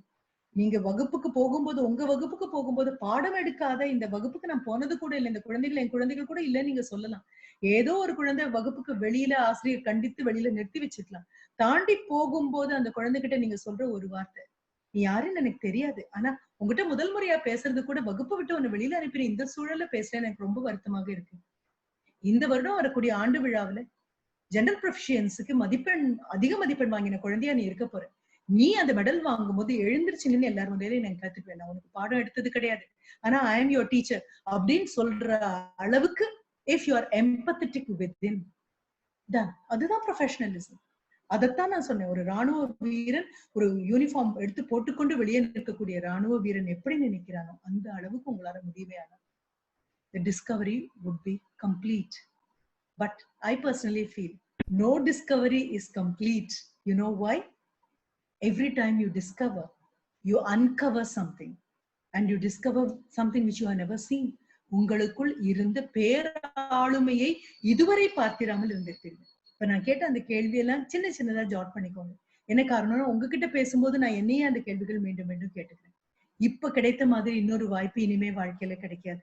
மிகப்பெரிய பேமாரி வந்து எல்லாரையும் இடத்துல உட்கார வச்சிருக்கு. இப்ப நம்ம கல்வி பயன்படலைன்னா, இப்ப நம்ம அறிவு பயன்படலைன்னா, இப்ப நம்மளுடைய தொழில்நுட்பம் பயன்படல அப்படின்னா, இனி இன்னொரு முறை நம்மளுடைய அறிவுக்கு ஒரு சவால் இயற்கை கொடுக்காது. இயற்கை கொடுத்த இந்த பெரும் சவாலை யார் வேணாலும் பயந்து பின் போகலாம். ஆனா லிவிங் டைனமைட் ஆன ஒரு ஆசிரியர், ஆதியும் அந்தமும் ஆண்டவனுக்கு இல்லாத மாதிரி ஆசிரியருக்கு date of birth and date of death கிடையாது. என்னுடைய ஆசிரியர் எனக்குள்ள இருக்கிற மாதிரி, என்னுடைய மாணவர்களுக்குள்ள நான் இருக்கிற மாதிரி உங்க ஆசிரியர் உங்களுக்குள்ள இருக்காங்க, நீங்க உங்க குழந்தைங்களுக்குள்ள இருக்கீங்க. இந்த ஆசிரியருங்கிறது கிடைக்காம கிடைச்ச ஒரு பணி. உங்க உள்ளங்கையில ஓடுறது உங்க ரேகை அல்ல, உங்க குழந்தைங்களுடைய தலையெழுத்து. உங்க உள்ளங்கையில ஓடக்கூடியது உங்கள் வாழ்க்கையை தீர்மானிக்கக்கூடிய ரேகை அல்ல. இந்தியாவின் எதிர்காலம் எப்படி இருக்கும் அப்படிங்கிறது, அதற்கான ஒரு வாய்ப்பு எனக்கு இப்ப கொஞ்சம் உண்மையாவே தோணுது. ரிட்டையர் ஆயிட்டோமே அப்படின்னு. என்ன மாதிரி ஒரு சிச்சுவேஷன், களமிறங்கி ஆட வேண்டியது. புறங்கையால் எல்லா கஷ்டத்தையும் நகர்த்திட்டு, யாரை பார்த்தாலும் எதிர்மறையாக வார்த்தைகள் சொல்லாமல் நேர்மறையாக சொல்லி, வாங்க இதை நாம முறியடிச்சு மேல வருவோம் அப்படிங்கிறதுக்கு மிக அழகான the golden gates of opportunity have been opened by this pandemic for you, and I know you are all great performers. So my best wishes go with every one of you, whether you are teaching in the lower forms nursery, வேருக்கு நீரூற்றுவதற்காக இருந்தாலும் சரி, வளர்ந்த மரங்கள் இன்னும் நன்றாக வளருவதற்காக ஒரு masters டிகிரியோ ஒரு பிஹெச்டியோ அதுக்கு கைட் பண்ற நபராக இருந்தாலும் சரி, you are a teacher.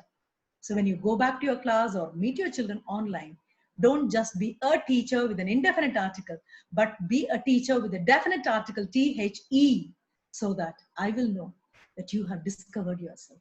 Thank you very much. Thanks a lot.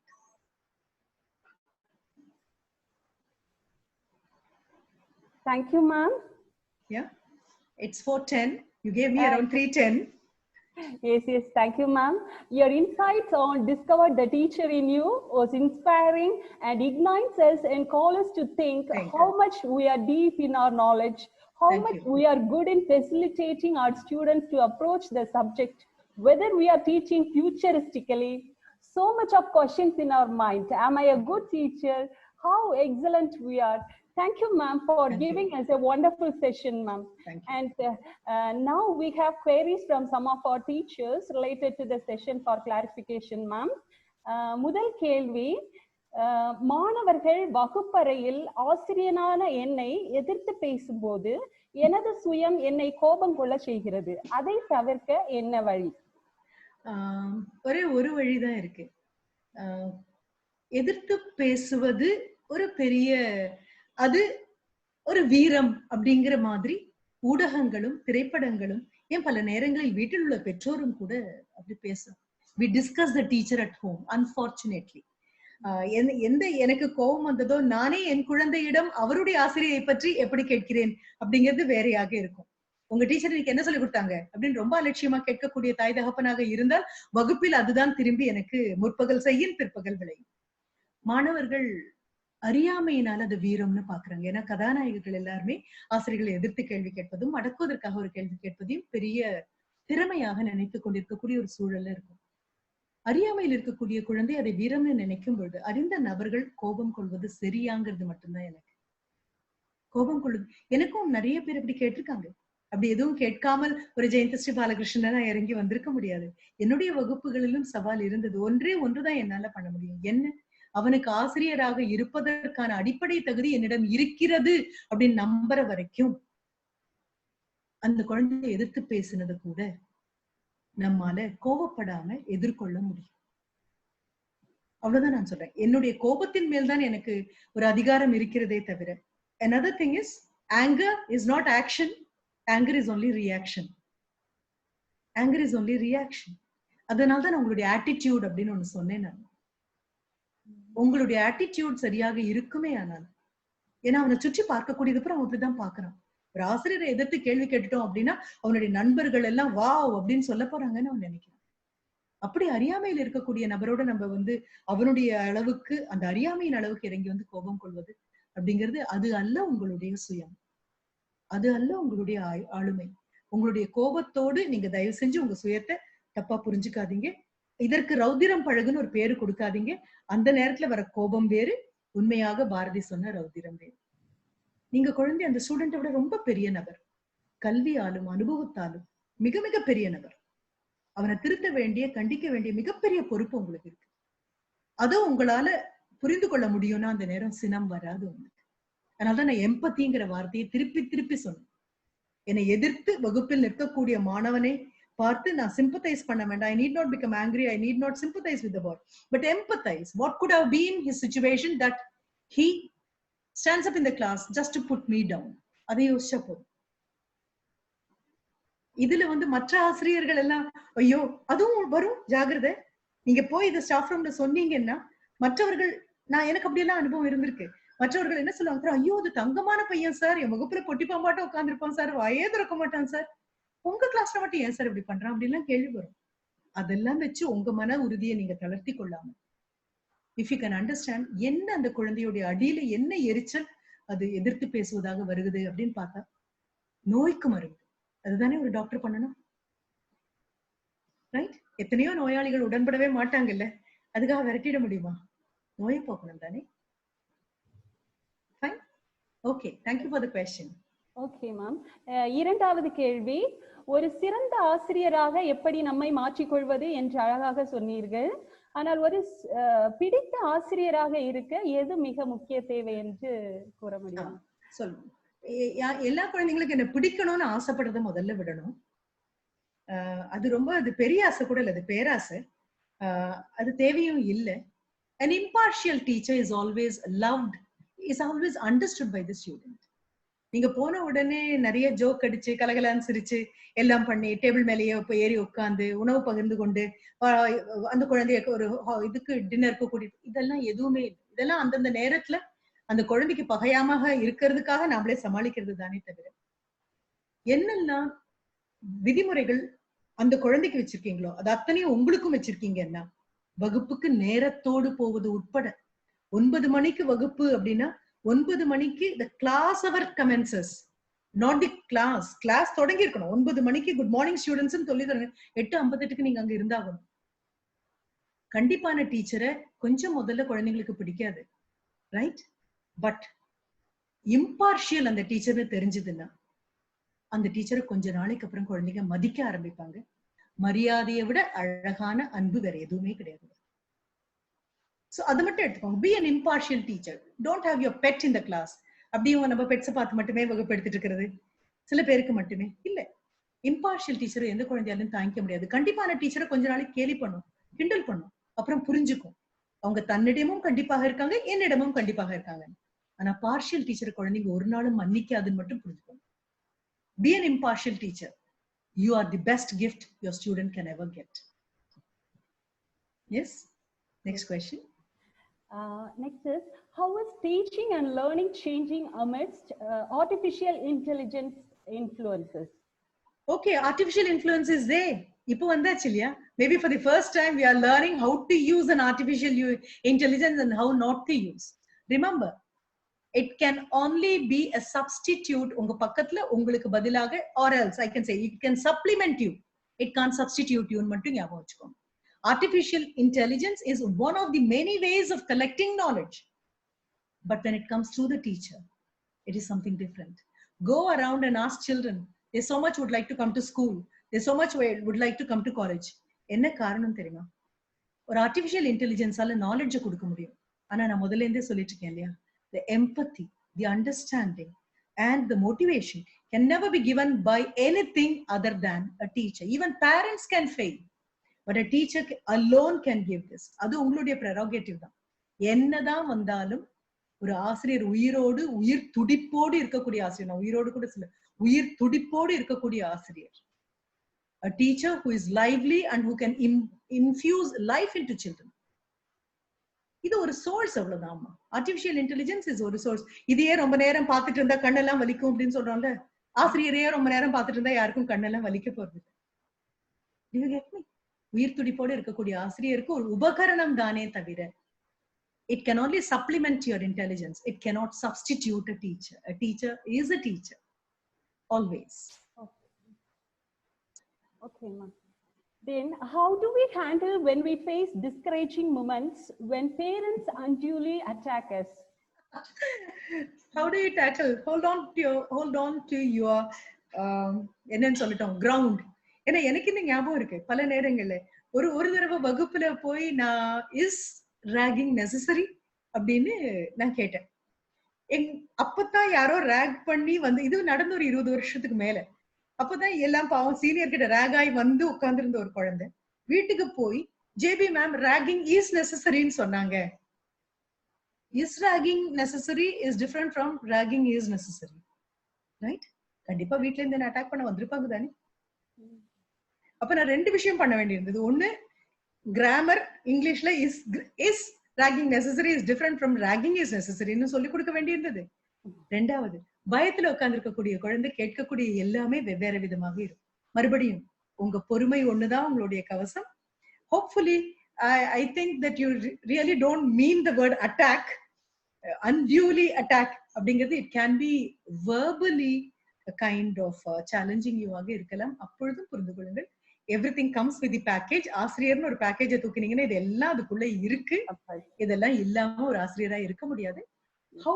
how confident you are about yourself, அது ரொம்ப முக்கியமானது. அதான் சொன்னேன் இல்லையா, உங்களுக்குள் நீங்க எவ்வளவு நேர்மையா இருக்கீங்களோ அதுதான். மற்றபடி புரிந்து கொள்ளாமல் வந்து தாக்கக்கூடிய பெற்றோர்களை ஒரு தயவு செஞ்சு don't use them as a parameter to measure how good you are as a teacher. Take it along this ride, you will learn a lot. Yes ma'am. Yes. Then the final question, does the relationship among colleagues affect learning of students? How? If it is a quality relationship, for example, அது இன்னொரு விதமா அது சொல்ல விட்டுட்டு நீங்க கேட்ட கேள்வினால ரொம்ப thanks. உங்க students when they visit the staff room, how do they find you? உங்களை எப்படி பாக்குறாங்கன்னு இருக்கு மேடம். கண்டிப்பா உங்க டேபிள் மேல ஒரு அவங்க பாடத்திட்ட புத்தகம் அல்லாமல் படிக்க வேண்டிய 4 புக்கை வந்து குழந்தைங்க பாக்குறாங்களா? நீங்க ஒன்னா பேப்பர் திட்டிட்டு இருக்கீங்க, இல்லைன்னா அடுத்த கிளாஸ்க்கு ப்ரிப்பேர் பண்ணிட்டு இருக்கீங்க, இல்லைன்னா ஒரு புக்கை படிச்சுட்டு இருக்கீங்க. குழந்தைங்க உங்களை எப்படி பாக்குறாங்க? They are the surveillance camera. உங்களுடைய கலீக் உங்களோட படிச்சு வந்த நபராக இருக்கலாம். அவங்க கெமிஸ்ட்ரி, நீங்க பிசிக்ஸ், அல்லது நீங்க கெமிஸ்ட்ரி, அவங்க மேத்ஸாக இருந்திருக்கலாம். ஒரே கல்லூரியில இருந்திருக்கலாம், ஒரே பேட்சாக இருந்திருக்கலாம், வெவ்வேறு கிளாஸாக இருந்திருக்கலாம். ஒருத்தர் கூப்பிடுறதுல கூட குழந்தைங்க பார்த்துட்டு இருக்காங்கன்னு புரிஞ்சுக்கோங்க. Do you discuss your colleague in the class? நான் ரொம்ப ஸ்ட்ரெயிட்டா அடிக்கிறேன். நான் நேரா கேட்கக்கூடிய கேள்வி, உங்களுடைய கலீக நீங்க வகுப்புல டிஸ்கஸ் பண்றீங்களா? பண்ணினீங்கன்னா I am extremely sorry, you betray. அவ்வளவுதான், மிகப்பெரிய துரோகம் பண்றீங்க. உங்க இனத்துக்கு பண்ணக்கூடிய மிகப்பெரிய துரோகம் என்னன்னா, நம்ம வகுப்புல அந்த ஆசிரியர் எடுத்துட்டு போனதுக்கு அப்புறம் 5 நிமிஷம் அவங்க அதிகமாகவே எடுத்துருக்கலாம். ரொம்ப இயல்பா பேசுற மாதிரி எப்ப பாரு இதேதான் வேலை, பேச ஆரம்பிச்சாங்கன்னா நிறுத்த மாட்டாங்க. இந்த மாதிரி ஒரு போற போக்குல ஒரு நபரை பத்தி டெரகேட்டிவா பேசியிருக்கோமா வகுப்புல? No, this speaks volumes to your students.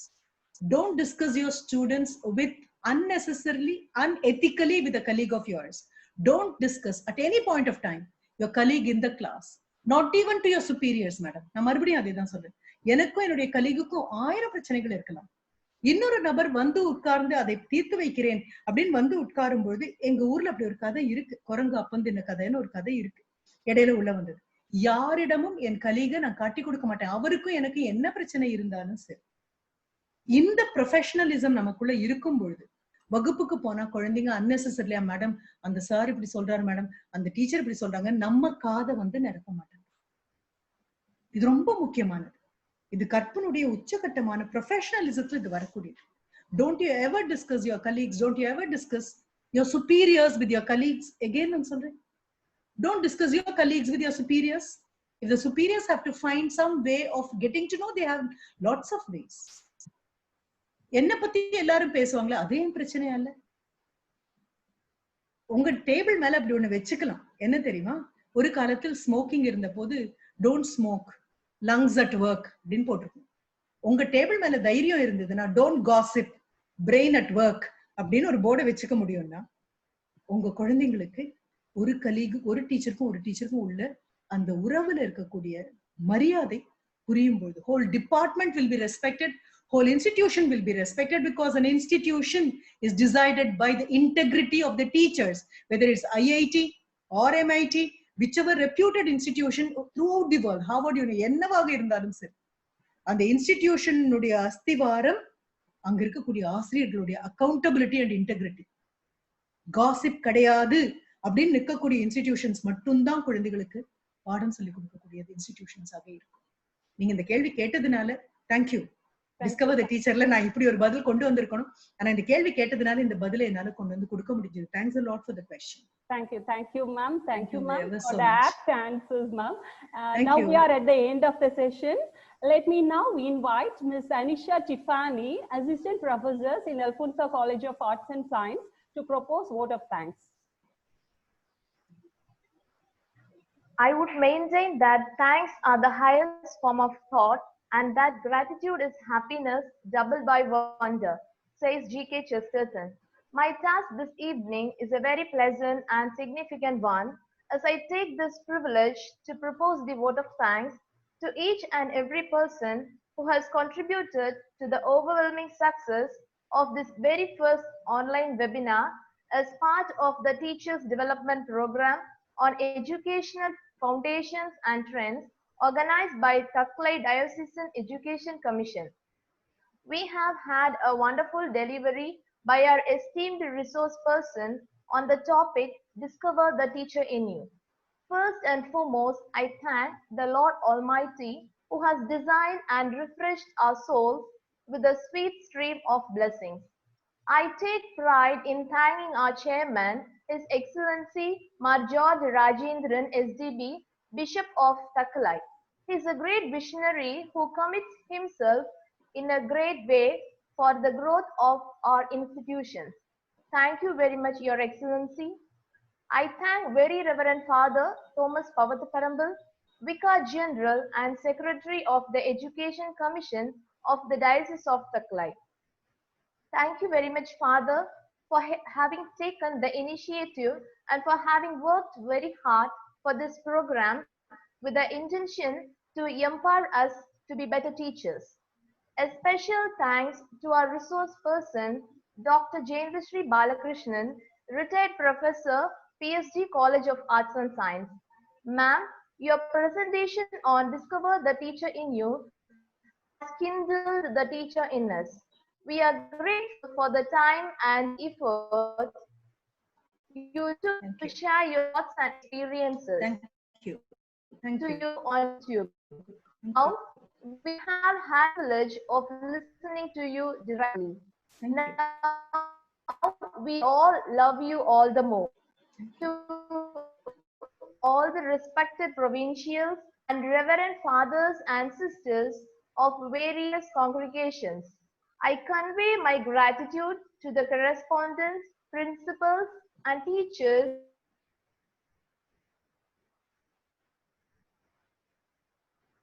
Oh.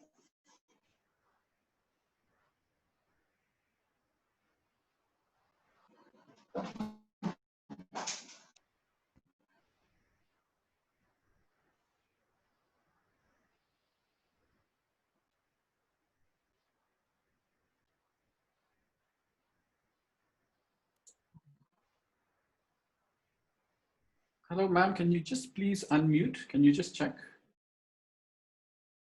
It's unmuted. Nathaniel, are you talking to me?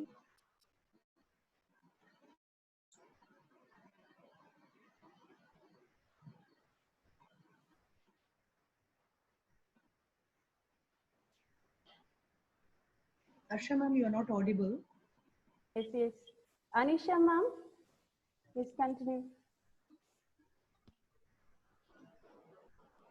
Continue. Sacred Heart Matriculation Higher Secondary School, Padandalamoodu.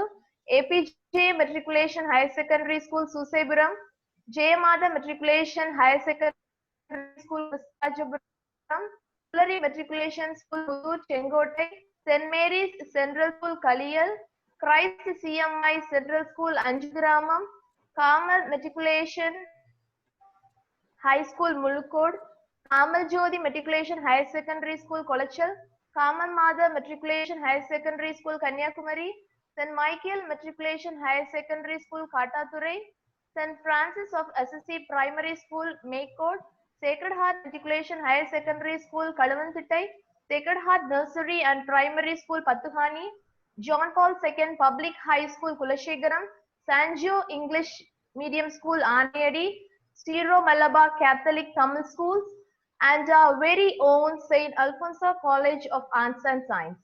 I acknowledge the unwavering support received from our technical partners, Reverend Father Joby Joseph SDB, Rector, Brother Albert Longley SDB, and Professor Nathaniel Major from St. Anthony's College, Shillong, Meghalaya. I once again thank everyone whose contribution has made this online webinar a grand success. Thank you all very much. Thank you, ma'am. Thank you, ma'am. Thank you. Thank you. Thank you all, and hope you all have been highly nourished from the session.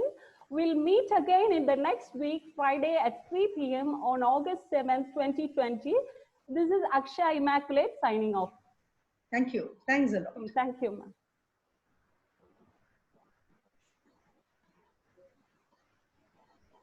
இடையில குரல் காணாம Hello, ma'am. போச்சு. Hello, அந்த ma'am. நன்றி நவிதலுக்கு. Hello, ma'am.